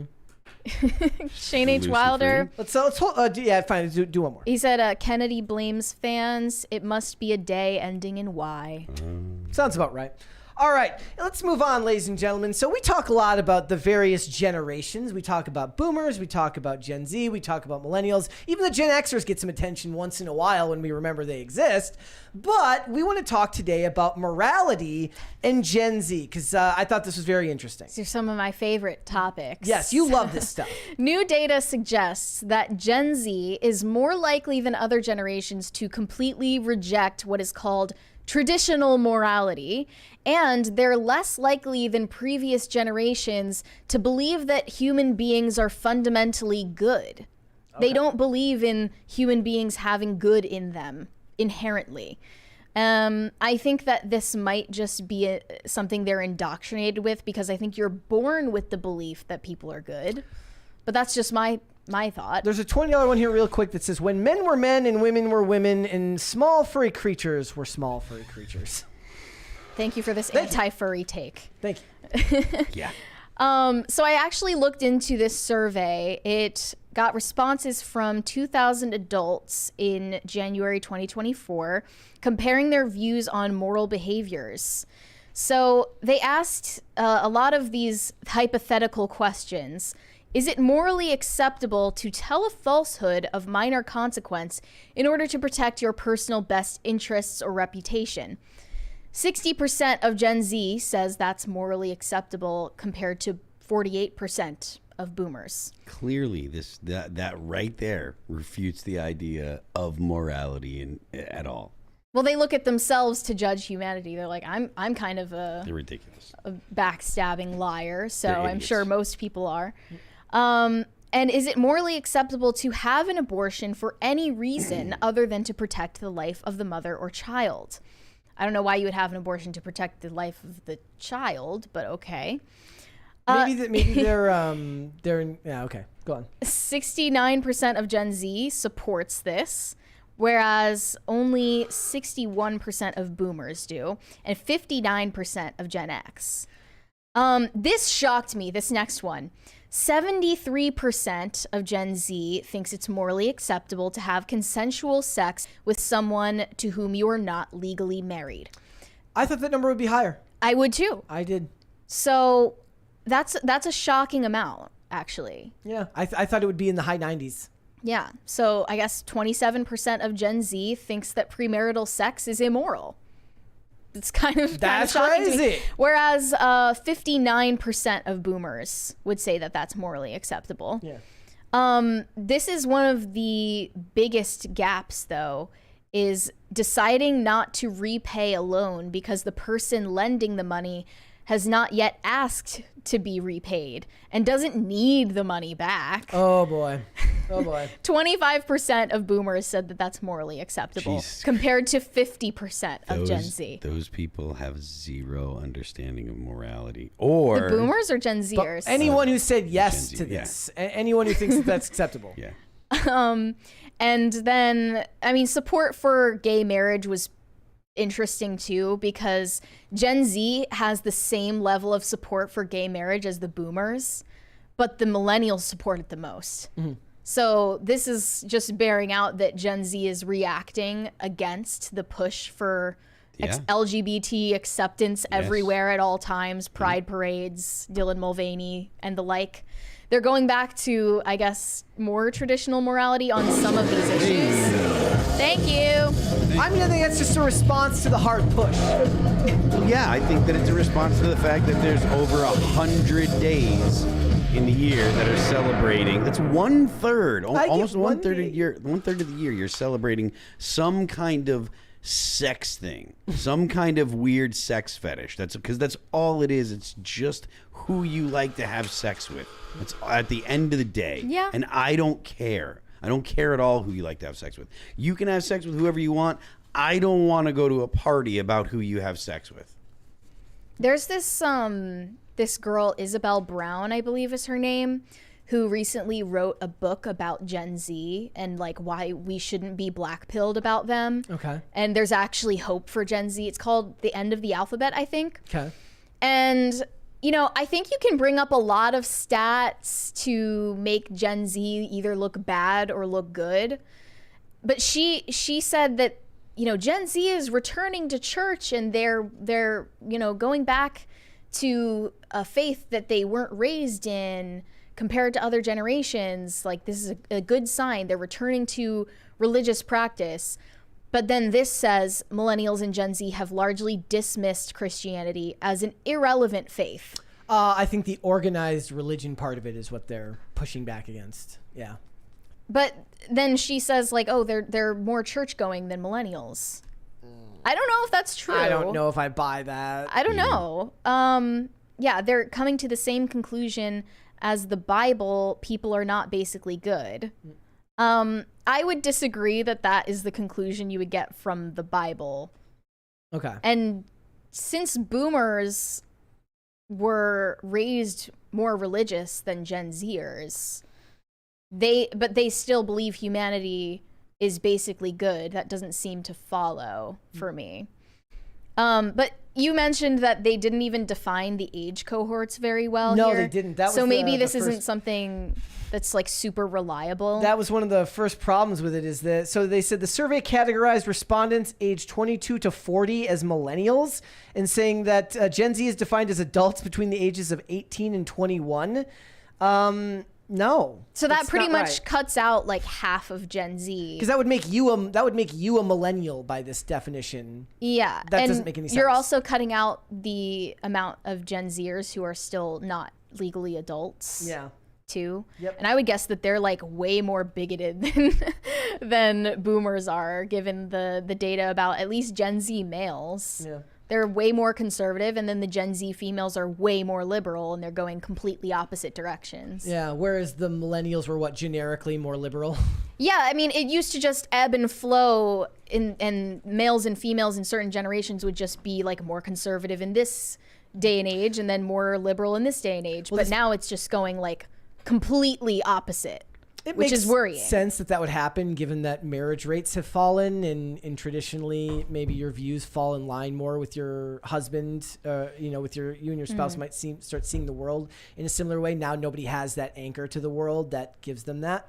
I think it's social media. Yeah, honestly, because the influencers who are talking to women, to young women, are much different than the influencers talking to young men. And both of them are blaming the other gender for all the problems. It's very gendered. Like, the young men are listening to Andrew Tate or Sneeko, or they're, God forbid, watching Kai Cenat.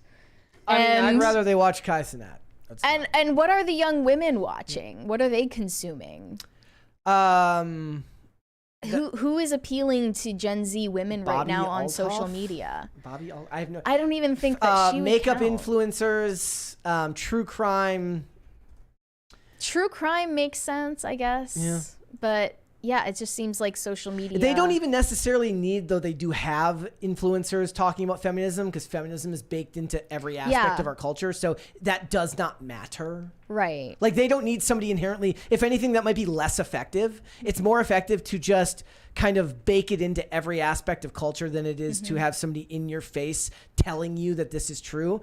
It doesn't work for the men because there isn't an inherently masculine aspect of society that's baked into everything, except for the actual things that keep society running, but that doesn't get any attention. I think the most striking thing about this is the difference between Gen Z and millennials in terms of their views on gay marriage. Because I think millennials like prided themselves on being the generation that saw that civil rights victory. Yep. And, you know, gave themselves the credit for that, even though it was a Supreme Court decision, which is wild. But, you know, that was like the last frontier of the civil rights victories of U.S. history. And now we've just gotten to like cutting kids' dicks off. Yeah. And Gen Z doesn't have any interest in being, you know, activists on that level.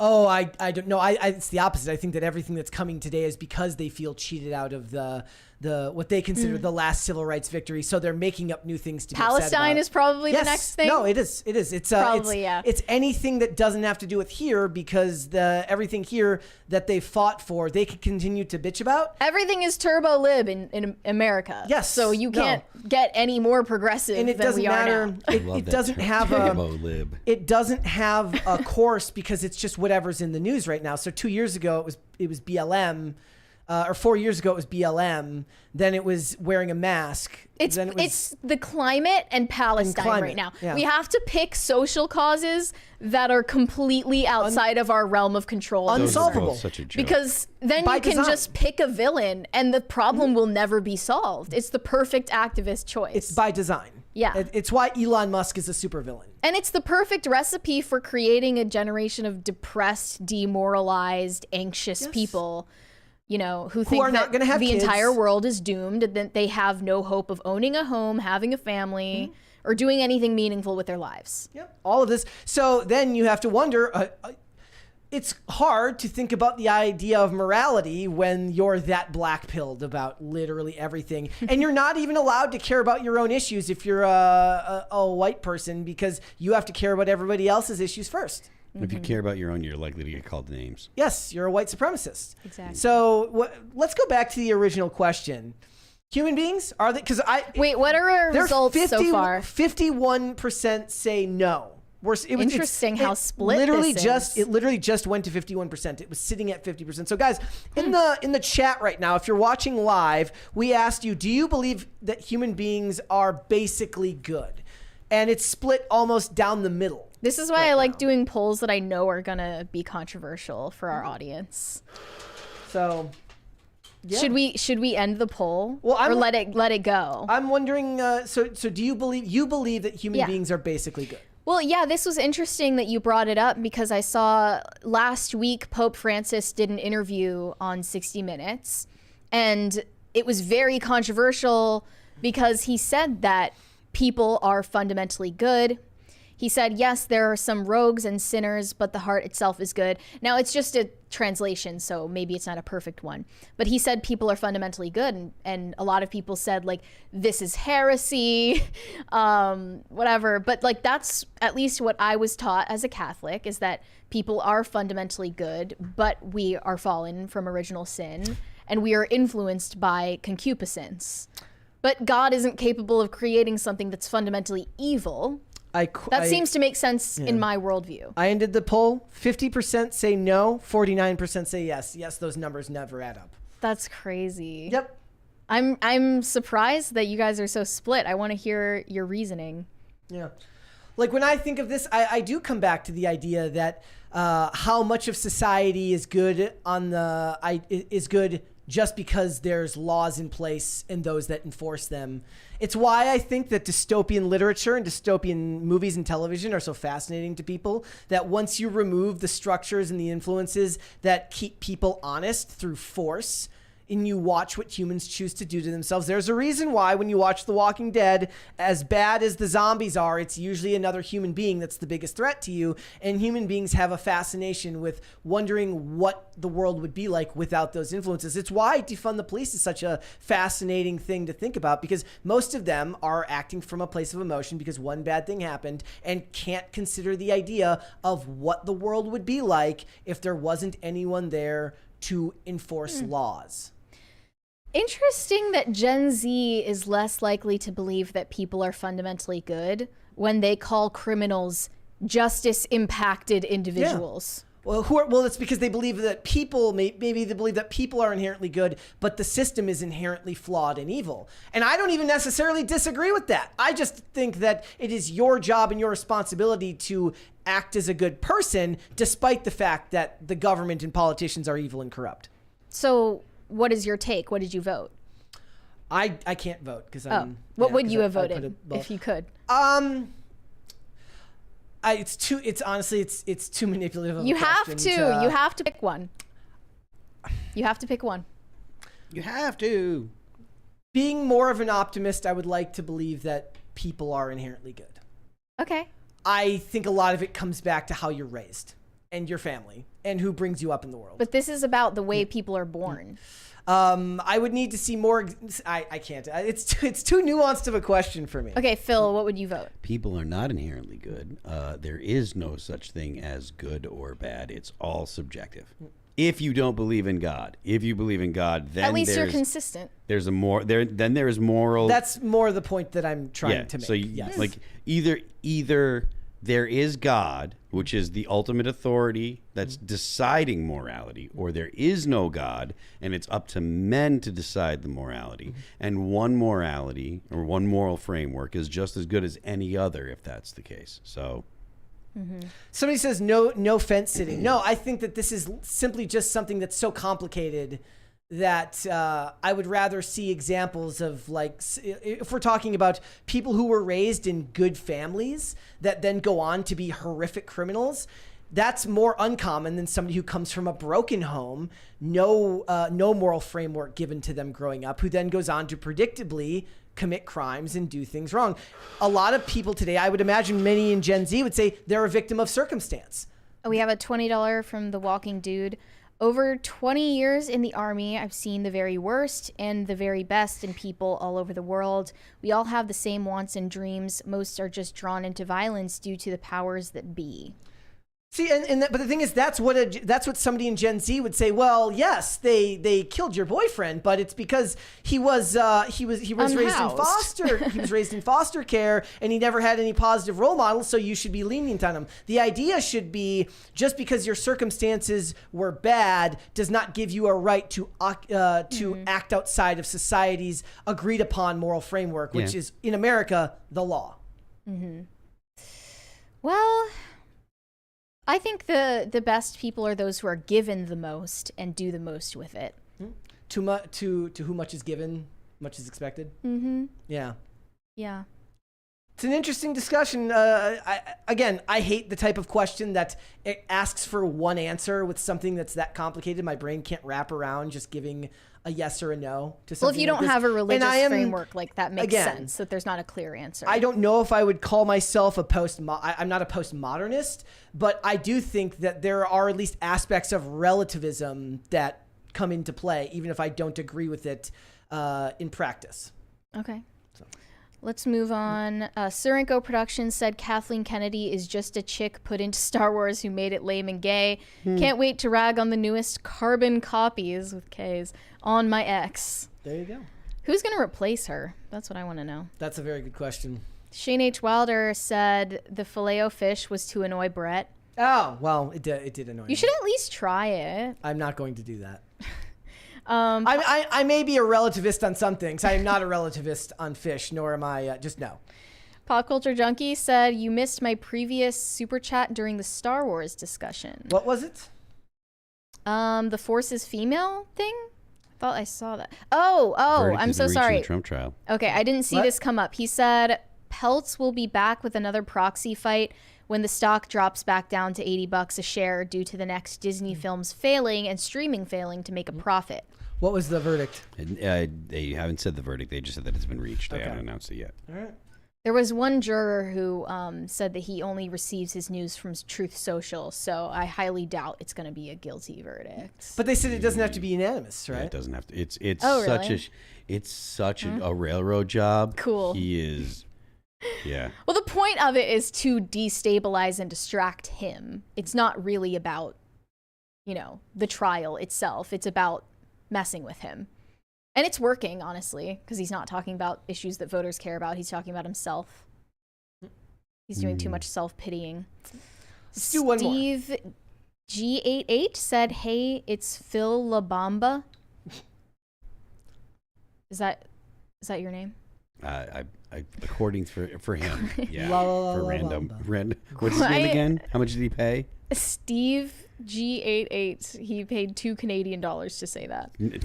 Canadian No, it's opinion not. discarded. No, it's not. Opinion discarded. Okay. Is Leo too old? Yeah, we'll have to ask these important questions. There is, once again, online discourse about Leonardo DiCaprio's age gap relationships because this photo went viral with the caption, "She's 19, he's 49. Is this creepy or no?" It's not even true. It got community noted, by the way. Thankfully. This is a photo of him with his ex-girlfriend, Camilla Morone. Man. And factually speaking, she was 22 in these photos, not 19. But I believe they might have met when she was 19. But they're no longer dating. The question is, regardless, he was 45, she was 22. Is it creepy or no? Creepy. Look, Is this another question that we can't answer? Here comes more relativist answers from various people. I mean, that's the thing. It's like, people are going to say, some people are going to say it's creepy. Some people are not. Some people are going to say it's creepy because it's Leo that dates a lot of women in that age group. They're going to say it's creepy because he's going to break up with her once she gets to a certain age or whatever. They're going to come up with all kinds of reasons. But honestly, like, they're both adults. So it's like, She should have a father to make these decisions for her. Either that's maybe, but there has to That's be. going to piss people off. But there has to be an age where that stops, though. There has to be an age where agency matters, I where have whatever to believe the agency. that, if I, at 19, started dating a man in his, late 40s or 50s even, my parents and people who care about me and my friends would be like, hey, this isn't a good decision. And, I would listen to them because they're not random people on the internet telling me what to do. Mm-hmm. They're people who care about me and my best interests. But at the same time as this post was going viral, someone reposted this article that was written about Leonardo DiCaprio saying, "Men, get therapy, not a younger girlfriend. A big age gap is not sexy, Leo. You won't understand her jokes." Don't get therapy. That's an idiot. That's an idiot comment. Therapy doesn't even work for women, and it's totally geared for women. So don't get therapy. Well, that's just bad advice all around. Yes. But the point is, he shouldn't date a younger woman because he won't understand her jokes. Which would presuppose that she is funny. But your view on this, your view on this tends to be that you don't believe that women have full agency, anyways. They have their own full agency. They have their kind. It's a different kind of agency, and it's one that relies on plausible deniability. And Yeah. that's fine, and I love women for it. But I think that she should have people who care about her who are going to tell her, hey, you might not be dating a guy who really cares about you. He probably just wants to get in bed with you. And they would be giving good advice. Because I think I saw Lauren Southern reply to this, and she said, yeah, this isn't creepy as long as she knows that she's going to be replaced. And she's okay with that. They should all get like countdown clocks on their phones that get ready to go off the second they turn 26. Well, I think that Leonardo DiCaprio is currently dating a different model right now who's named Vittoria Coretti, and she is currently 1 week away from turning 26. I'm telling you right now, she's got the thing on her phone that's just a countdown until the day she. We got a $20 one there from Thursday. Says Trump verdict in T-minus 30 minutes till release. Oh boy. Oh boy. The anxiety. Oh my goodness. No, I'm not going to jail, so I'm not worried about it. Yeah. But Hope he's okay. what Free my happened- boy. New York City should be worried. I didn't even know the verdict was out today. I just wore the shirt because I wanted It to. just well, it wasn't even guaranteed to come out today. So So yeah, Leonardo DiCaprio's girlfriend is about to turn 26, and this could be proof that he's capable of dating above 25. I guess. Like. Or how long does she have? What's her expiration date? It's coming up quick here. They should all be forced to get the tattoos like best if used by on their arms. Yeah, but I mean, after seeing that take, like, it's okay for her to be with Leo as long as she knows she's going to be replaced and she's okay with that. Didn't but one the of these girls reality have a dad is- or a mom that said like, you have to make a judgment as to whether this is what you want or not? I think it was Vittoria Coretti's Okay, that was dad who it who was. said that. Yeah. Yep. But the reality is, like, I don't think they are okay with that. I don't think that they're okay with feeling replaceable. I don't think anyone would be. Oh, I don't know. I That's mean, just in not a today's- human desire. In today's day and age, he's dating what? He's dating models, Actresses. He's dating, whether you want to call them career focused or not, they're putting their own needs first, and they're using this as a logical step to the next phase in their life. It's just that it's a commodified relationship. And I do think that they're okay with that. I do. I think maybe deep down they have a problem with it, but I think we've desensitized society so much that somebody that focused on their own career and their own forward movement would be completely okay with doing something like this. I'll get some yacht trips. I'll get some free meals and some gifts, clout, and some and some jobs. clout. And by the time I'm done, I will move on to bigger and better things. That's what Nina Ogdal did. She dated Leo, and then she moved on to settle down with Logan Paul and get pregnant. That's what she did. Not the path most people would take, but hey, whatever works for Logan Paul. But look, it worked out for her. Yep. I guess if that's what your values are, if you're that superficial of a person, which I'm guessing they are, I just think the prevailing thought these days about relationships and sex and like all behavior really is do whatever you want as long as it's not harming anyone. And I think that's stupid. Because it doesn't take into account that people make self-destructive decisions. And they should be stopped from doing that if they're making self-destructive decisions. Well, in the society that you're positing, they would have family and friends that do get them to stop from making those decisions. Unfortunately, it doesn't seem they do. But I mean, that's the whole principle, right? Is that it's not the government's job or some authority figure's job to tell you that. It's supposed to be the people that you actually give credence to in your life: mom, dad, brother, sisters, high school friends, college friends, dorm mate, anybody.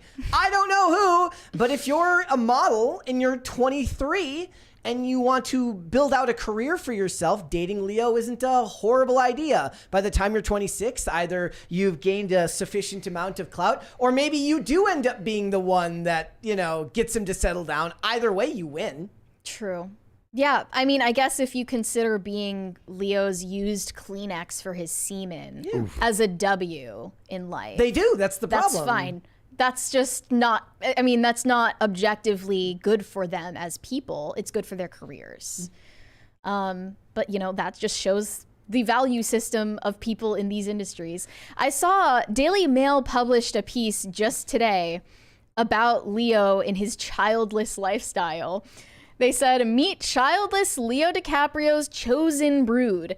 Inside Uncle Leo's ultra close bond with best pal Tobey Maguire's kids as he leaves fans swooning by taking his niece on a lavish shopping trip.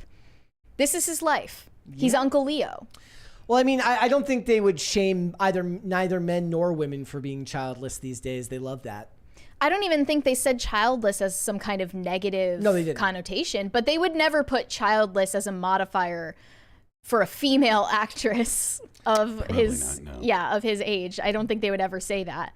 But this is the value of chosen family, and you don't really need to continue your legacy. Hollywood loves chosen family. You It's never one of need their to settle favorite down. Stories to tell is the story of chosen family. What? There is something accessible about that, especially from people in Hollywood. I'm assuming a lot of them who didn't grow up there and perhaps left families with very different value systems and moved out someplace to a location where the people seem to see the world the same way as they do.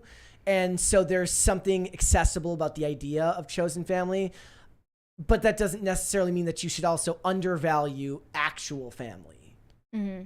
Finding a balance is good. Well, people have been waiting to see if Leo would do the George Clooney move and eventually settle down from his playboy ways. Clooney did it, so perhaps Leo can one day too. He can kind of do that whenever he wants. Whether the marriage will last is another story. Yep. You sent me a post about Natalie Portman. Oh yeah. And she could possibly be dating a 27-year-old at age 42. Paul Mescal. Actor. Thank you. Fellow actor. Colonel Kurtz posted about this. Yes, she said this reverse age gap is happening more as modern science allows women to look younger longer. You manosphere types can yap about the wall all you want, but modern science is breaking that wall down brick by brick. She continues, and before you say but fertility, just realize that science will increasingly extend fertility for women as fertility? well. Will extend fertility for women as well. It's a brave new world, and aging isn't what it used to be, and it won't be just for rich people before long. Yeah, I don't think that you can use science to get women in their 60s pregnant. I just don't see that happening. I like this. This is like a religion of science. Somebody said Portman and Leo are outliers. Ugly people need marriage. Amen. Is Leo attractive still? Oh no, His bank account is very That's the attractive. thing. They're not like he died a twink death. Here's the thing. Natalie Portman is attractive for 42, and Leonardo DiCaprio is financially very attractive for even for his age. Yeah. These days, Natalie is more attractive than a lot of 22-year-olds who are letting themselves Natalie's go. extremely pretty. Yeah, so she has more freedom to do what she does. For the guys, it's the same reason why it's a tale as old as time if you're a man with money. And then suddenly the woman, right. There's a reason why when I talked about that story about the Raiders owner being 70 and his not girlfriend supposedly being pregnant with his child, even though the story was false, there's a reason why people find that believable, because he owns a football team.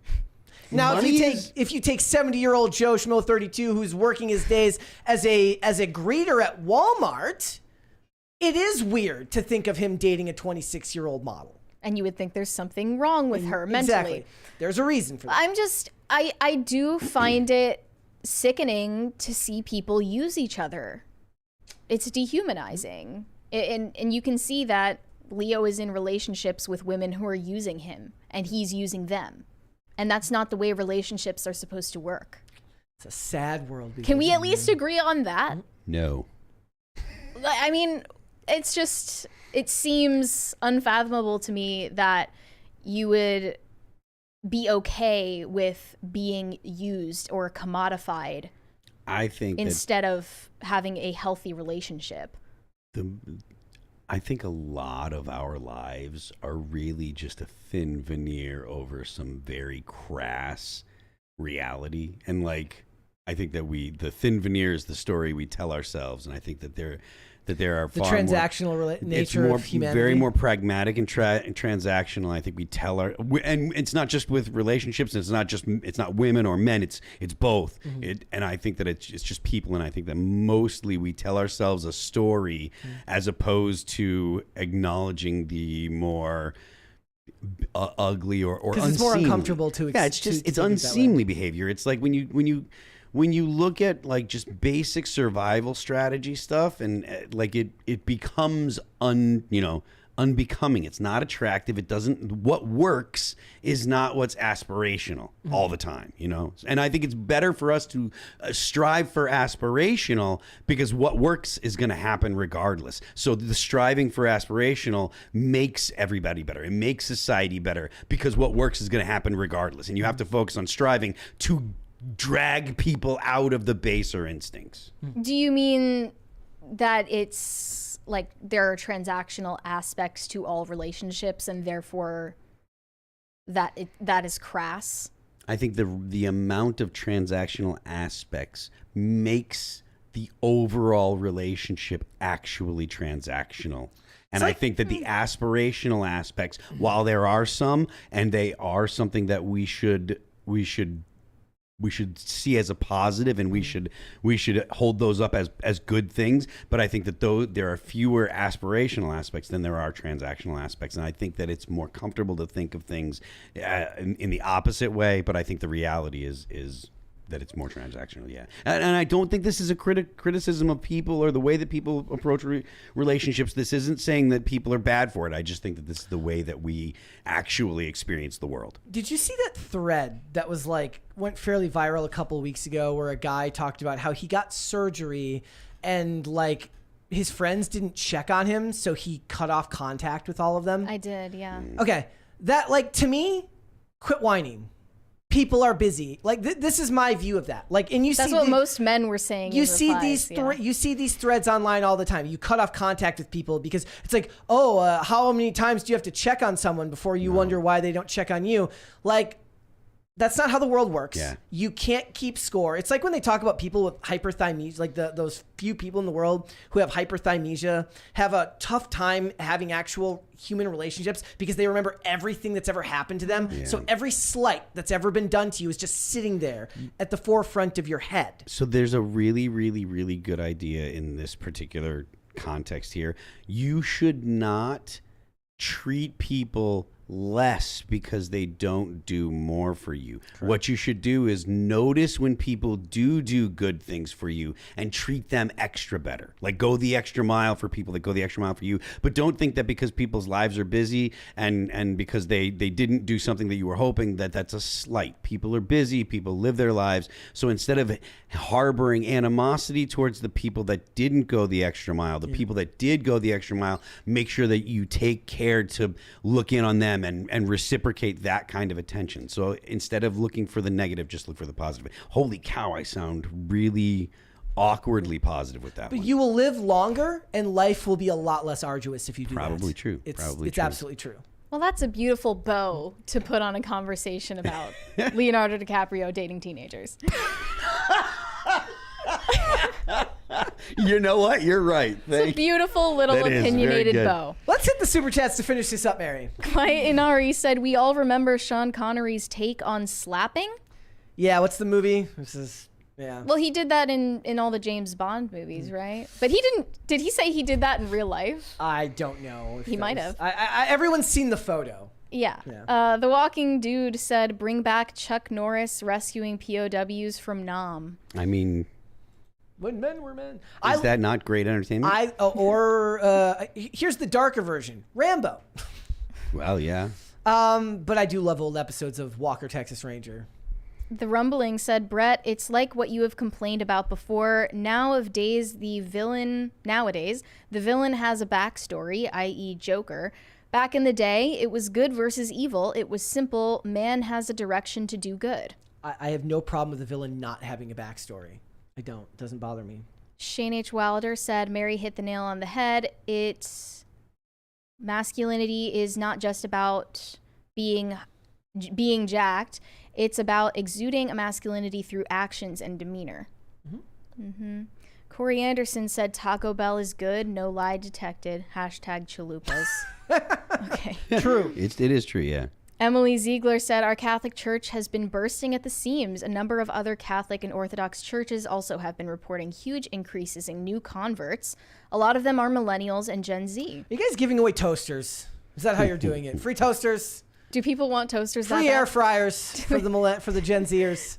Giving away free Is that the new hot thing? Free air fryer with every new sign up to the church. Yep. Zach Yandel said, humans are neither good or bad. They are prone towards the easiest path because it's predictable. We have the ability to commit the worst crimes or to make a great sacrifice. Correct. Disagree, but still, you're allowed to have your opinion. Sorenko Productions said Gen Z thinks it's immoral, but they do it anyways because they're nihilistic and amoral in their decisions. If it gives them hedonistic pleasure, it's good. That's a short-sighted way of viewing the world, but I think that that's probably true. Especially now since people don't believe in planning for the future anyways, because they're never going to own a home. They're never going to be able to do all this. They're just going to live in the moment. Well, the boomers really were also a hedonistic generation. I also saw something that said Gen Z is, they're saving money for retirement faster than any prior generation. Gen Z? Yeah. Interesting. I was reading about that. Tacty Platty said, Phil, left lane is for crime t-shirt when? Ooh, good idea. Yep. You gonna Very do good that? Idea. I don't know if Excellent idea. you're allowed to sell merch that promotes crime. I don't know. You might have issues with that. We've tried before. Don't get into trouble. Fair enough. Gordon Shumway said, how can you be talking about Palestine when there is a femicide going on in the Congo? That is true. A femicide in the Congo. It's real. It's real. Awesome. Zach Yandel said, if men were good, we would not need Christ. I mean, I disagree with that theological take, but we're not going to do theology debate today. Shane H. Wilder said, humans are inherently good. We are sinful, but we have the chance to reconcile our sins. God would not create something evil on purpose. That's more so aligned with my view. Corey Anderson said, people are fundamentally good because a majority will return the shopping cart to the corral. Then there's Mary. First in her name, dictator for life. I mean, a lot of people use the shopping cart test as a baseline to judge a person. It's a pretty dumb baseline. The Rumbling said, people are fundamentally neutral. Society determines what is good and evil. Barbecue believe people taste good, i.e. Haiti. Okay, I thought you said barbecue people. I was like, what? New slur just barbecue's dropped. the guy- Slur just dropped. barbecue's the guy's name. Yes, it's the yeah. the Marauder barbecue. Sorenko Productions said, Brett, I like Sheetz tacos, but won't try McDonald's filet of fish Dasovic. False equivalence. I wouldn't eat a Sheetz fish sandwich either. I mean, I would. But Ugh. that's my body is a garbage disposal. Disgusting. Okay, Steve G88 said, just joking around with you, Phil. Your last name reminds me of that song, La Bamba. Cheers. No hard feelings. No hate. Pop Culture Junkie said, Phil, any thoughts on the Ticketmaster Live Nation legal issue? I have some friends in bands who have differing opinions. I don't know what the details are. I am not one to be moved by arguments of monopoly. I don't think that monopolies are if monopolies exist, they're usually involved because of the government and regulation as opposed to the market. So I don't know that I have an opinion on it. So Shane H. Wilder said, what makes Leo's relationships creepy is that he is incapable of commitment and treats his GFs as a perishable commodity with an expiration date. well, I mean, human beings, we all die. So Brewmaster Monk, you're just full of sunshine today. Brewmaster Monk said, I think Leo's GFs are contract obligations or gifts from the movie industry and part of an NDA he signed about the abuse he went through as a kid. That's extremely convoluted, but, you know, Hollywood is evil. Holy Hand Grenade said, Hail all, Mary, can you please say hi, Comicsgate? Well, she just did. I did. Yes. Hi, Comicsgate. The Manic Mustache said, late as always and apropos to Hollywood, storytelling is about narrow and personal story that appeals to a wide audience. I'm not going to say the rest of that. But I agree with the sentiment of that. Gordon Shumway said, yeah, Sean Connery famously said in an interview with Barbara Walters about slapping women, she was not amused. I imagine she wouldn't be. And Quiet and Ari said, Mary, Sean did say it in Barbara Walters' interview. Well, how did he justify it? Was he like, you know, sometimes you just need to slap some sense into these broads? Is that how they talked back then? Ugh. Zach Yandel said, Brett, I recommend a channel called What If Alt History? Okay. Interesting. I think I've heard of that. Tacti Platy said, I've eaten crab cake sandwich from Royal Farms. I would try that. Are there more, or are we all caught up? One more from High Voltage 75. It says, All That Remains Labonte cover when? Probably. Are we going to get any Probably Taylor Swift not. covers? I mean, that's possible, but I don't know for sure. All right, guys, before we go, would you hit the like button on this video, please, and subscribe to this channel if you have not done so already. Go ahead and do it right now. Phil, thank you. Thank you very much. I am Phil That Remains on Twix. I'm Phil That Remains Official on Instagram. The band is All That Remains. You can catch us on tour this summer with the Destroy All Enemies tour. That is Megadeth, Mudvayne, and All That Remains. You can check out our new single on Apple Music, Spotify, Pandora, Amazon Music, Doozer, YouTube, you know, the internet. And don't forget, the left lane is for crime. They're saying Trump found guilty. Yeah. Oof. They didn't free my boy. They did not. They and did now not. what that means is, I mean, I don't know. First thoughts? First thoughts is, well, we'll have to see what the judge decides for the sentence. They said maximum is 4 years in prison. Yeah, if he puts him in prison, I think we're going to have problems in America. I don't know what will happen. He's definitely not going to stop running. He's definitely not going to go down in the polls. So it's possible that he literally gets elected from jail, and then would have to make an executive order citing national security, because right now there's no mechanism. There's no mechanism to prevent the state of New York from putting him in jail.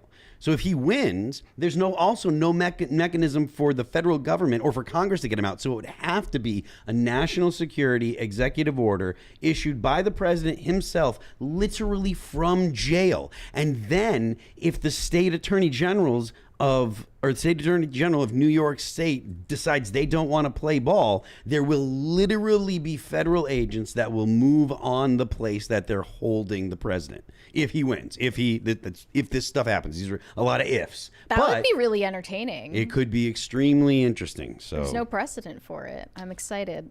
Shane H. Wilder said, LOL, Phil, yes, we will all die. I don't think that's what's happening to Leo's GFs, or is it? You just turn 25 and he shoots you. I mean, I don't know. Okay, were there more? Yeah, Shane H. Wilder there.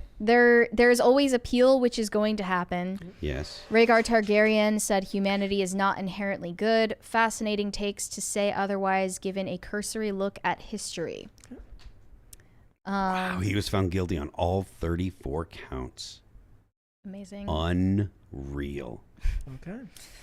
This is IRL. It's turning into IRL very quickly. It's a Okay, big deal, are we caught up on Yep, Super Chat? I think we're caught up. Okay, you guys can send me validation on Instagram at Mary Archived, or you can send me hate on X. That is also Mary Archived. Perfect. Guys, if you want to follow me, Instagram and Twix, at Brett Dasovic. This show is here 5 days a week, Monday through Friday, 3 p.m. Eastern Standard Time, noon Pacific. Amazon Music, Apple Podcasts, Pandora, and Spotify if you would prefer to listen rather than watch this show. And if you want to follow the show on social media, we are on Twix at popculture_show, Facebook and not TikTok at Pop Culture Crisis, Instagram at Pop Culture Crisis Pod. One more from That's Dantastic says, we are so screwed. I guess that's what we'll have to leave it on. With that being said, guys, we will be back with another show tomorrow. We will see you then. Bye. Bye.